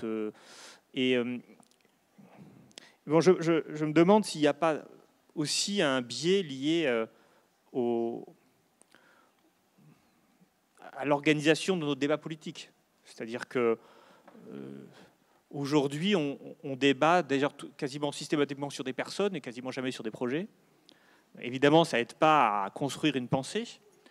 On a finalement... Alors, c'est paradoxal, il n'y a jamais autant de livres politiques qui sont publiés et en même temps, ces livres sont tous creux, ils disent tous la même chose et personne ne les lit. Et d'ailleurs, même personne ne les écrit. Parce que c'est souvent pas les politiques eux-mêmes qui écrivent ces livres. Enfin, vous avez vu que Bruno Le Maire, il a sorti 3 livres depuis qu'il est ministre. Et que ces livres, moi je ne les ai pas lus, mais personne ne les a lus en réalité. Et puis personne ne les a écrits. Je vous garantis que c'est un nègre. Quel intérêt? Et surtout que dans ces livres, il n'y a pas vraiment d'idées. Donc évidemment, si on est dans un système où on ne débat plus du fond, où on ne débat plus des grandes perspectives, on n'a plus d'utopie à défendre véritablement. On a tous accepté le marché. Et d'ailleurs, c'est une des choses... Alors, je ne l'ai pas dit tout à l'heure, mais les populistes aussi ont accepté le marché.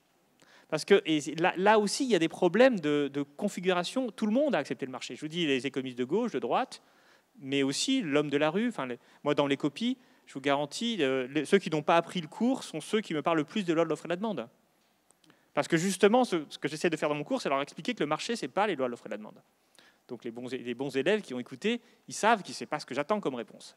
Mais les mauvais élèves, si je vous dis ça, c'est parce que les mauvais élèves, ils ont appris où? Ils ont appris en regardant la télé, en discutant avec des copains. Voilà, ils ont appris dans l'air du temps. Et l'air du temps, c'est de dire le marché est en équilibre lorsque l'offre est égale à la demande. C'est une telle évidence qu'il n'y a plus besoin de contester, mais cette évidence n'a aucun sens. Mais vraiment aucun sens. Ce n'est pas ça le marché. Le marché, c'est un système de rapport de force. Ceux qui gagnent sont ceux qui sont institutionnellement placés de manière à pouvoir récupérer une rente ou à faire en sorte que l'autre gagne moins et qu'eux gagnent plus. Si on explique aux gens qu'il n'y a pas de marché, mais que des rapports institutionnels entre des personnes qui n'ont pas les mêmes capacités de négociation, alors peut-être qu'ils arrêteront avec ces lois de l'offre et la demande tout le temps.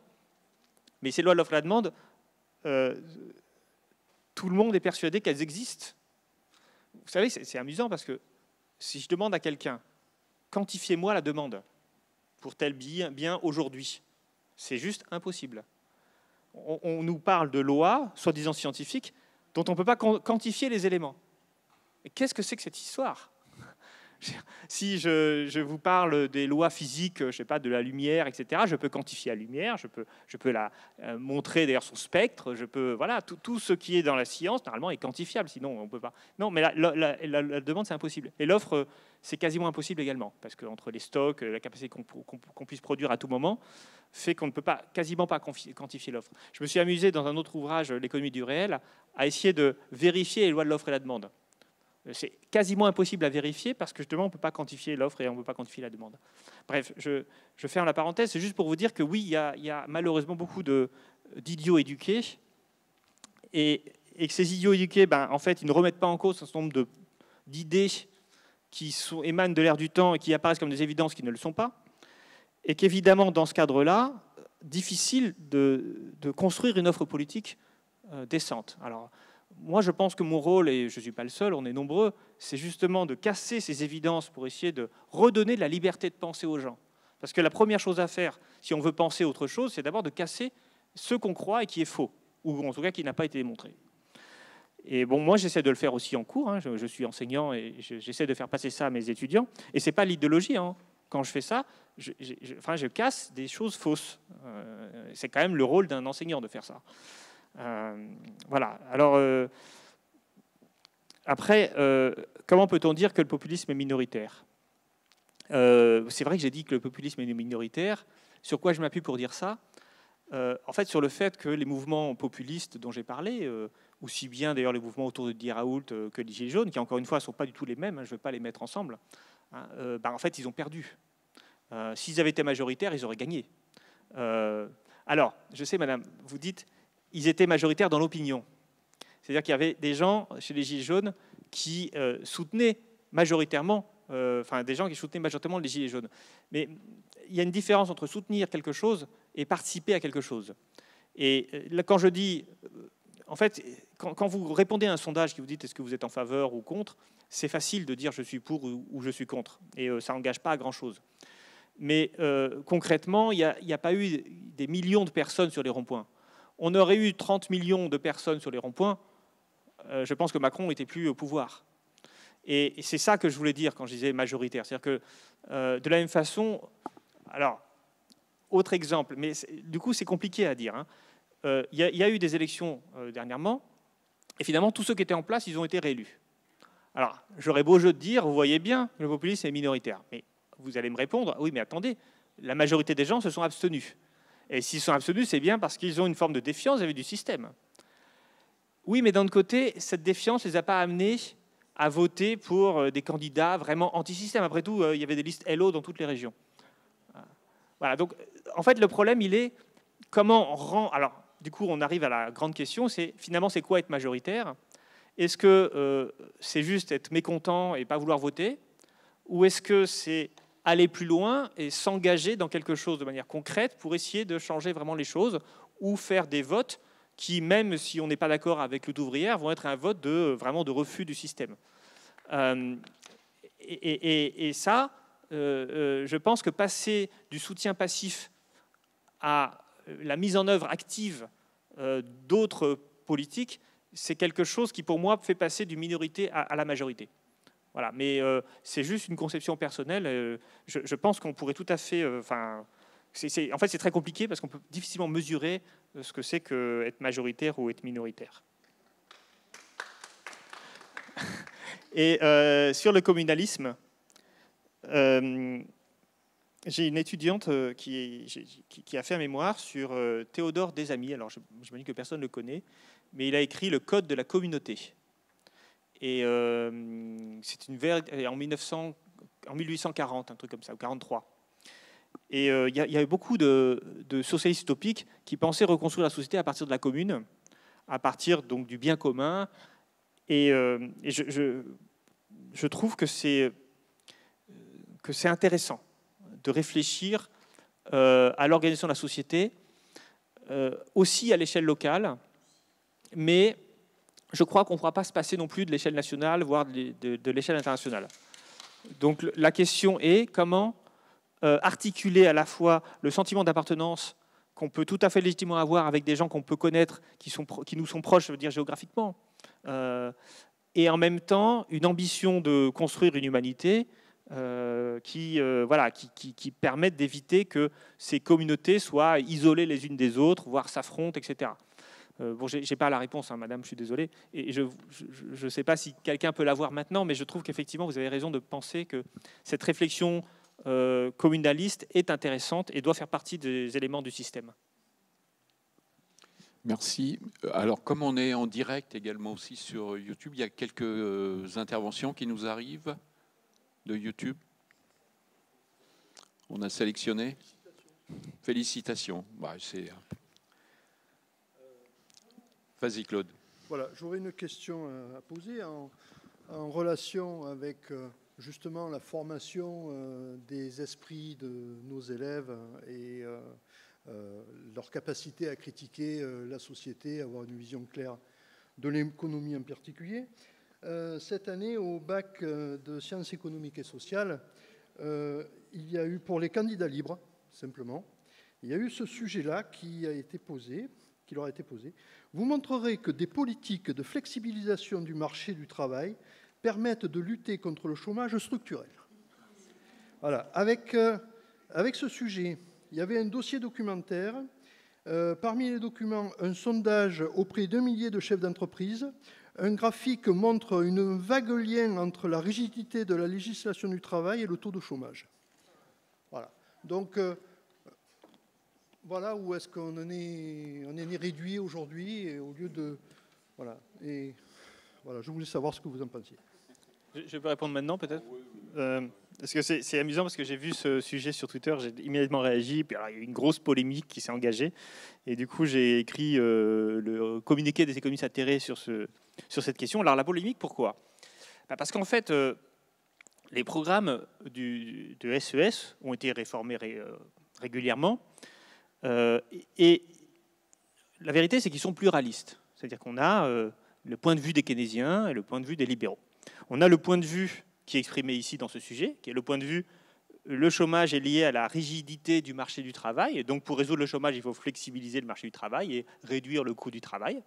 Et puis on a aussi le point de vue des keynésiens qui disent, eh bien, le chômage, c'est lié à la conjoncture, c'est-à-dire aux crises ponctuelles qui peuvent arriver, et des problèmes de demande. Et donc, dans ce cas-là, il faut, pour résoudre le chômage, mener des politiques de relance. Mais en fait, moi, si je critiquais ce sujet, c'était déjà parce qu'il est faux. C'est-à-dire qu'en fait, les deux théories qui sont montrées dans le sujet de SES n'ont pas la même valeur scientifique. L'une a été démontrée régulièrement depuis les années 30, et d'ailleurs est admise par l'ensemble des économistes, y compris les plus libéraux. Tout le monde admet que lorsqu'on augmente les dépenses publiques, ça fait résoudre le chômage. Mais ça ne veut pas dire qu'il faut toujours le faire. Ça, c'est une autre question. Mais il y a bien un lien entre les dépenses publiques, la hausse des dépenses publiques, plus spécifiquement, et la baisse du chômage. L'autre théorie, qui est de dire que le chômage structurel peut être réduit par la flexibilisation du marché du travail, elle suppose premièrement qu'on admet l'existence de chômage structurel, qui par définition est du chômage qui n'est qui ne peut pas être réduit avec un surcroît de dépenses publiques, avec des politiques de relance. C'est ça, comme ça qu'on le définit. C'est-à-dire que le chômage structurel se définit comme un chômage qui n'est pas sensible aux politiques de relance. Donc déjà, comment on quantifie ce chômage structurel? Et là, je reviens sur ces problèmes dont je parlais tout à l'heure, l'offre et la demande. On ne peut pas la quantifier. C'est pareil, le chômage structurel, on l'estime au pifomètre. 5, pourquoi pas? Mais pourquoi pas 3? Pourquoi pas 7? C'est comme la croissance structurelle. C'est des inventions des économistes. C'est-à-dire que là, ça n'a rien de scientifique.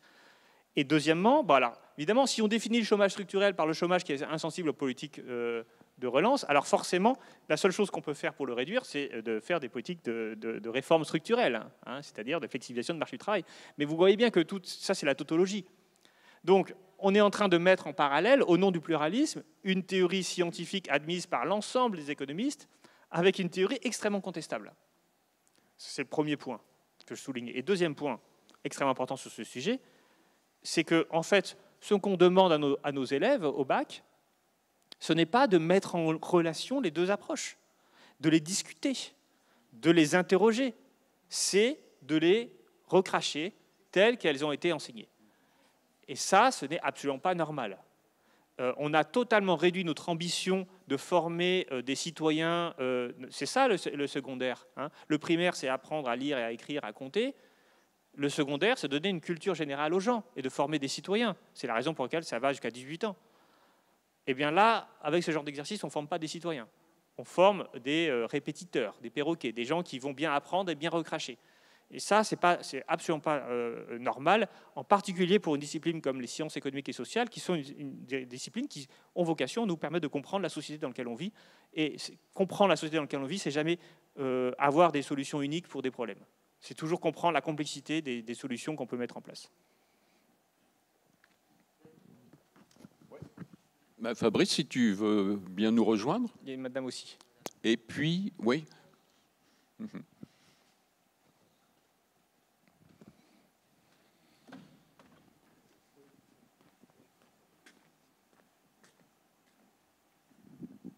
Ouais, je veux réagir par rapport à ça parce que j'ai amené mon témoignage, parce que je suis un ancien étudiant de l'Université d'économie d'Aix-Marseille.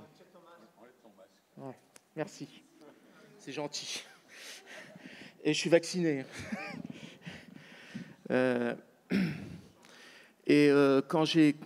Moi, j'étais passionné par l'économie parce que je considérais déjà dès la seconde, première terminale, parce que j'avais des amis qui ne pouvaient pas continuer à l'université parce que leur famille était ouvrière, ils ne pouvaient pas continuer, alors que moi, j'avais de moins bons résultats qu'eux, qu'il y avait un gros problème d'égalité par rapport à tout ce qu'on racontait, et c'était déjà dans les années 70, je ne te dis pas aujourd'hui. Et puis, j'ai été motivé par l'économie parce que j'ai découvert Marx, et j'ai dit, il faut à tout prix que je fasse de l'économie pour comprendre la société. J'ai été jusqu'à Bac+5 en économie, et pourtant à Aix-en-Provence, qui était soi-disant une fac réputée dite de gauche. En 3 ans de formation universitaire théorique, j'ai eu 2 heures de marxisme. Et encore, ces 2 heures, c'est moi qui étais au tableau pour contester ce que disait le professeur. Et il n'était pas méchant, mais il n'était pas non plus opposé, mais pour moi, il y avait quelque chose qui manquait, quoi. Bon. Et je me suis fait applaudir à la fin, quand même, par l'amphi. Bon. Et le prof n'a pas contesté mon approche. C'est pour ça que je dis que ce qui s'est passé avec la disserte n'est que le prolongement de ce qui existe depuis une trentaine d'années. Et il y a eu un monolithisme de la pensée qui conduit d'ailleurs à un enfermement et qui ne permet pas de s'ouvrir. Et pour moi, si tu veux, le marxisme, pour moi, mais le marxisme, je mets entre guillemets parce que je ne rentre pas dans un dogme. Je ne vais pas répéter tous les jours Marx. Mais le marxisme, c'est le moyen qu'a la fusée de s'échapper de l'attraction terrestre. Dit autrement, par le marxisme, tu découvres une autre logique, tu romps avec les dogmes de la pensée libérale.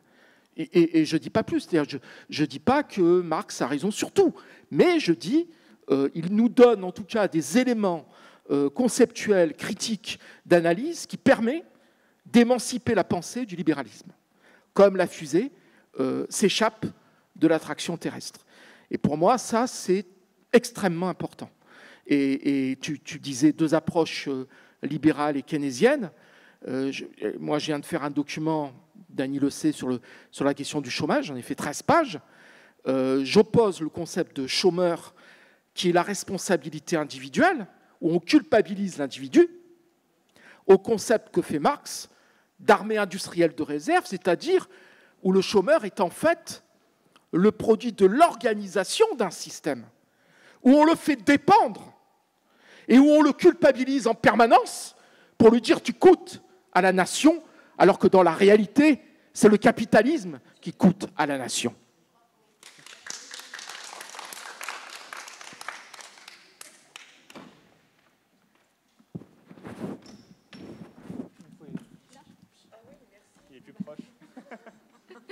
Bonjour, je suis ravie de te rencontrer en vrai parce que j'avais eu la joie de pouvoir t'interviewer via Zoom, donc c'est quand même mieux de se voir en vrai.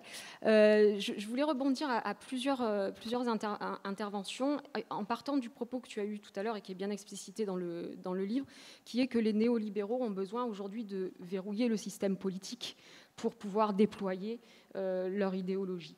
Et il a été évoqué tout à l'heure la question des élections, la question de l'effacement, de la question de la citoyenneté, etc.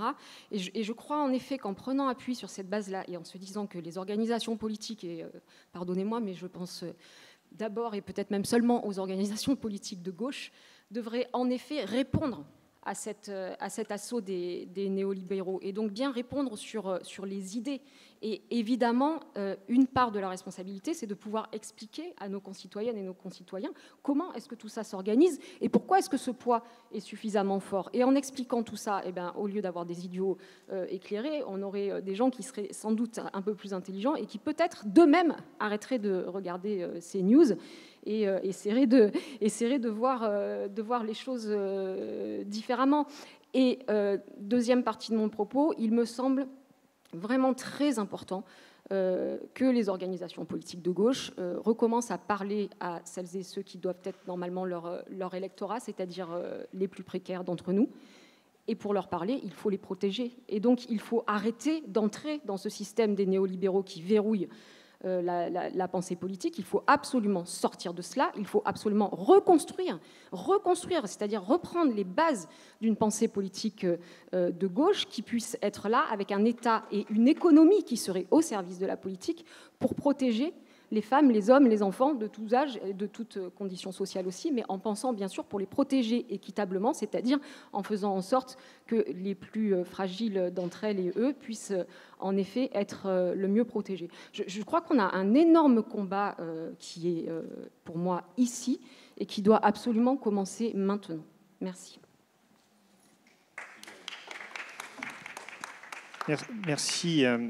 Merci pour les 2 questions qui nous font arriver, je trouve, au cœur de l'idéologie.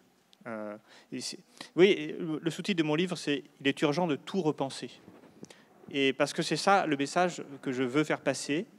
Et quelque chose que nous sentons tous confusément, c'est-à-dire que, je ne vais pas dire on nous ment, parce que mentir, ça voudrait dire qu'il y a des gens qui ont conscience de mentir. Mais en fait, on est prisonnier d'un certain nombre de réflexes de pensée qu'on ne remet pas suffisamment en cause et qui nous empêchent de penser autre chose. Et clairement, ce que tu as dit tout à l'heure, oui, la pensée économique, elle formate en grande partie. On a heureusement des économistes hétérodoxes qui continuent d'exister, y compris des marxistes. À Angers, j'enseigne Marx. Je donne à mes étudiants de première année à lire, alors ils ne le font pas tous, hein, mais il est sur l'espace de cours, le manifeste du Parti communiste.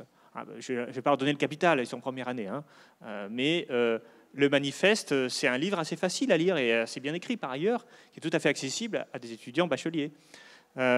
Et l'objectif, c'est pas simplement de faire du marxisme ou de faire du prosélytisme, c'est pas du tout mon genre de faire ça, mais c'est au contraire de leur montrer qu'il y a différentes manières d'aborder les questions. Tout à l'heure, je vous ai parlé de l'armée industrielle de réserve. Hein, je ne l'ai pas fait exprès, mais c'est un concept extrêmement important, mais pas simplement un concept marxiste, un concept en soi important. pour comprendre la marchandisation du travail. Et donc revenir sur l'idée que le travail n'est pas forcément une marchandise, que l'organisation du travail sous forme de marchandise pose problème. Et voilà, donc Marx le dit, mais il n'y a pas que Marx qui le dit. Polanyi le dit. Polanyi, qui est, on va dire, pas un marxiste, mais un marxien, c'est-à-dire qu'il s'inspire beaucoup de Marx. Les anthropologues disent aussi des choses extrêmement intéressantes. Si vous avez l'occasion de lire David Graeber, qui est mort récemment aussi, l'année dernière, c'est un anthropologue de l'économie, absolument passionnant sur la question de la dette, mais plus largement sur tous les rapports sociaux. Et ce que dit bien David Graeber, ce que disent d'ailleurs la plupart des anthropologues, c'est qu'il n'y a pas d'économie pure, il n'y a pas d'économie, de système économique détaché des relations sociales et des relations anthropologiques.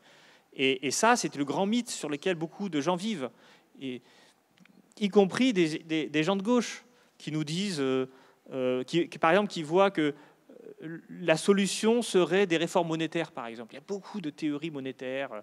On va créer des nouvelles monnaies, la monnaie libre, la monnaie je sais quoi, et vous allez voir, tout va se solutionner. En fait, non.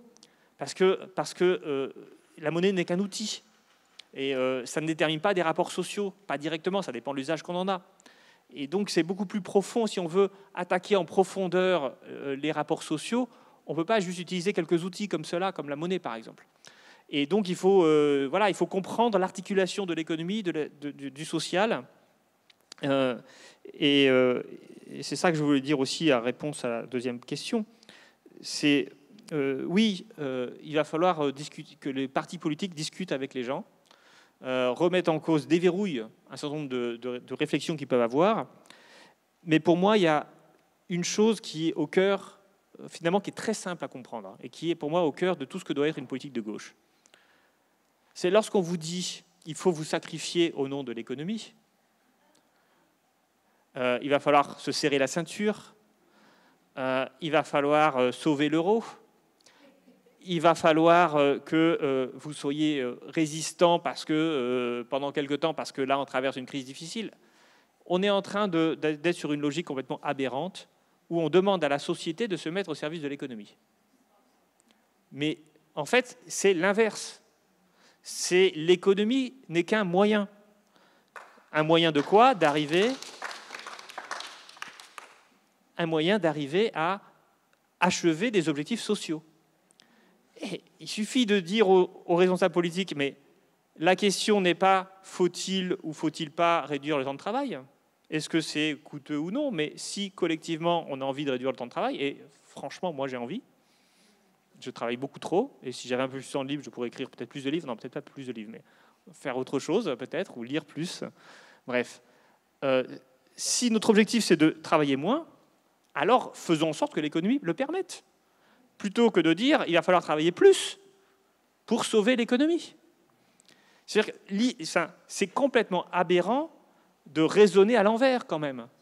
Et la question n'est pas qu'est-ce qu'on peut faire dans les limites du possible. La question est de faire en sorte que le possible correspond à ce qu'on veut. Et c'est une grande citation de je ne sais plus qui disait que l'art du politique n'est pas l'art du possible, mais l'art de rendre possible ce qui est nécessaire. Voilà. Et les économistes sont au service de la société. Ils n'ont pas à décider à la place des gens. Quand on demande à Tirole et à Blanchard de faire un rapport pour limiter le réchauffement climatique, etc.,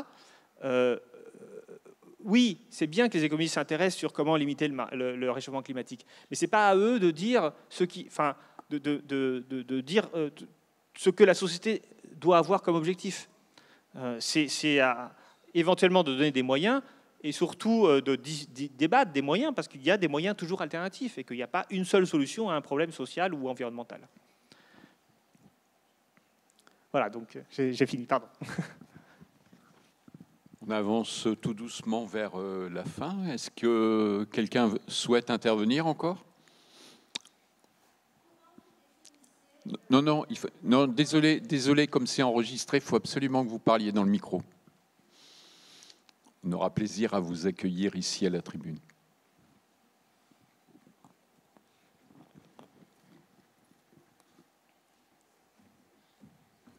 Question naïve, comment vous définissez un anthropologue de l'économie? Alors, un anthropologue de l'économie, c'est quelqu'un. Alors, d'abord, un anthropologue, c'est quelqu'un qui s'intéresse aux relations humaines, à la manière dont elles s'organisent. Et le principe d'un anthropologue, c'est de ne jamais considérer qu'une relation humaine est toujours une relation entre personnes. C'est-à-dire que si, par exemple, vous offrez des cadeaux à Noël, c'est pas parce que tout d'un coup, le 25 décembre, on se dit « Ah, ça serait bien d'offrir des cadeaux ». C'est parce qu'il existe des normes sociales, une culture en quelque sorte, sociale, qui fait qu'on va faire des fêtes à certains moments. Globalement, notre comportement individuel vis-à-vis des autres est toujours un comportement qui est organisé dans des institutions et une culture qui sont parfois pas toujours écrites, hein, mais qui sont des règles que les êtres humains se donnent pour vivre en société. Donc l'anthropologue, il s'intéresse à la manière dont les individus se comportent en société, mais pas uniquement en termes de comportement individuel, mais en termes de comportement social. C'est-à-dire, voilà. Et donc, parmi les comportements sociaux des individus, eh bien, il y a les comportements économiques. C'est-à-dire que vous offrez des cadeaux à Noël, ça c'est un comportement social. Vous dites, une époque, on faisait la bise, on se voyait, tout ça, maintenant on ne fait plus, mais voilà, ça c'est un comportement social, c'est une norme sociale. Mais il y a aussi des comportements économiques. Pourquoi vous achetez ceci ou cela? Et très souvent, d'ailleurs, les achats qu'on fait, ils sont liés à des comportements sociaux. On va vouloir acheter une voiture ou cette voiture-là parce qu'elle dit des choses sur notre personnalité, parce qu'on a l'impression d'exister à travers ce qu'on achète. Et donc là, on voit très bien qu'on a un comportement économique, un comportement d'achat, mais en fait qui est complètement organisé ou déterminé par un comportement social, par une représentation qu'on a de ce qu'il faut qu'on fasse en tant qu'homme de 45 ans aujourd'hui, ce que je dois acheter. Voilà. Donc en fait, l'anthropologue économique, il s'intéresse finalement au substrat anthropologique de nos comportements économiques. Ce qui, évidemment, le démarque complètement de ce que font les économistes, parce qu'eux, ils nient le substrat social et anthropologique pour considérer que si on achète ceci ou cela, c'est juste parce qu'on a une utilité, et donc on fait des comportements d'agents maximisateurs et parfaitement rationnels. C'est vraiment ce que disent les économistes, hein. Enfin beaucoup d'économistes. Bien. Pas de scrupules. Je peux poser une Si, ah bah voilà. question. Oui. Merci. Voilà. Donc tout à l'heure, vous parliez justement de l'industrialisation des pays européens, avec l'Allemagne qui commençait à concentrer beaucoup de migration, enfin, qui créait des flux migratoires vers elle, qui avait des emplois aussi en Pologne, qui allaient aussi chercher en Ukraine, etc. Est-ce que si, en Europe, il y avait un pays qui décidait de faire du protectionnisme, voilà, et de relocaliser certaines industries, de mettre justement des taxes sur des produits qui viendraient en fonction du kilométrage du pays et des conditions de travail dans le pays, etc. Est-ce que ceci serait viable et comment pourrait réagir l'Union européenne à la fois politiquement, économiquement? Merci, c'est une très bonne question. Alors c'est vrai que je ne voulais pas spécialement aborder les questions politiques, empiriques, de stratégie politique, parce que je trouve que ce n'est pas mon rôle, mais je pense que, pour le coup, la manière dont la question est posée est extrêmement pertinente. C'est-à-dire que je disais tout à l'heure qu'on était souverain. Je terminais ma présentation en disant on est souverain, et ce qui est vrai. La France peut tout à fait faire plein de choses. On a une armée, on a un État, on a des frontières reconnues internationalement. Donc, en théorie, la France est souveraine. Et on peut faire tout ce qu'on veut. Et je disais, la seule chose qui bloque, c'est les mentalités. Et j'en suis persuadé que c'est la première chose qui bloque. Mais il y a aussi une deuxième chose qui bloque, c'est un certain nombre d'institutions, et notamment les institutions européennes, puisque j'ai dit que c'était au cœur du marché unique. Et il est clair que si un gouvernement décidait de taxer les produits allemands ou les produits polonais, par exemple, qui sont produits avec trop de charbon, au nom de la préservation de l'environnement. Vous savez que le plus gros producteur d'électricité au charbon en Europe, c'est la Pologne. Et c'est vraiment et c'est aussi l'endroit où se trouve l'essentiel des usines en Europe aujourd'hui, les usines d'assemblage. Donc on est en train, en fait, d'exporter nos émissions carbone. Vous savez, quand l'usine Whirlpool a fermé à Amiens, elle a ouvert en Pologne. Hein, c'est une délocalisation qu'on a eue. Et donc, on avait l'énergie bas carbone à Amiens et on la transforme en énergie très polluante en Pologne. Et la question qu'on peut se poser, c'est est-ce que c'est légitime d'un point de vue environnemental? On peut répondre non. Donc on a dit, écoutez, puisque vous avez voulu produire vos lave-vaisselle ou je ne sais pas quoi en Pologne, alors on va vous taxer, on va faire une compensation carbone en vous taxant en plus, ou alors vous faites du dumping social, vous payez moins bien vos salariés, alors on va compenser vos produits en les taxant davantage, ou alors en Chine il n'y a pas de liberté syndicale, et bien là aussi on va compenser l'absence de liberté syndicale, c'est quand même un scandale. Je veux dire, on importe des produits pas chers, qui sont pas chers parce qu'il y a du travail forcé en Chine et aucune liberté syndicale. On est complice en quelque sorte de ce genre de choses. Mettons des taxes aux importations, des taxes écologiques, des taxes sociales.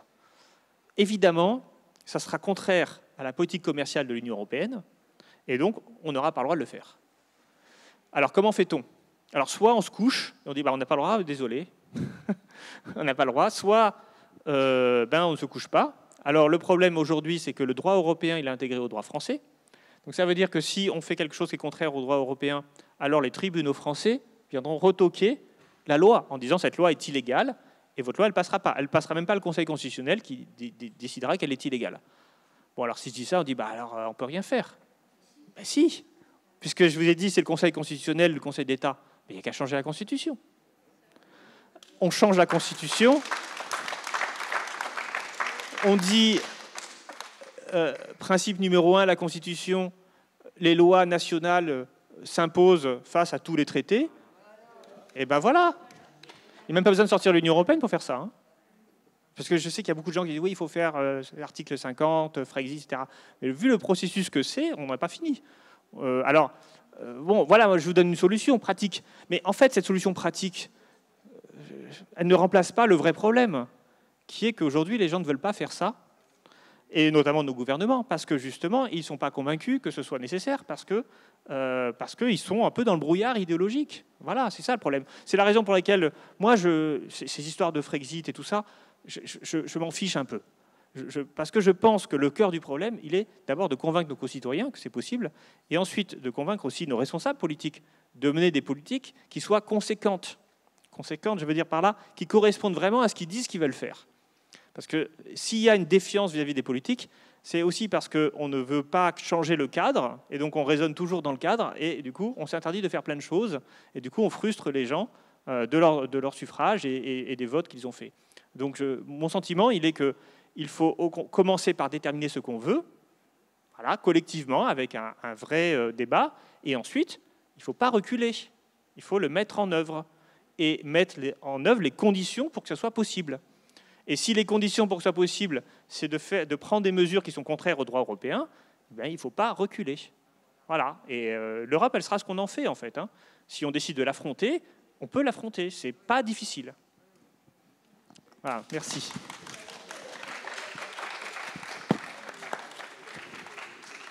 Bien, je crois que c'était le mot de la fin. Alors, avant que je vous annonce nos prochains rendez-vous, je pense qu'on peut encore applaudir David.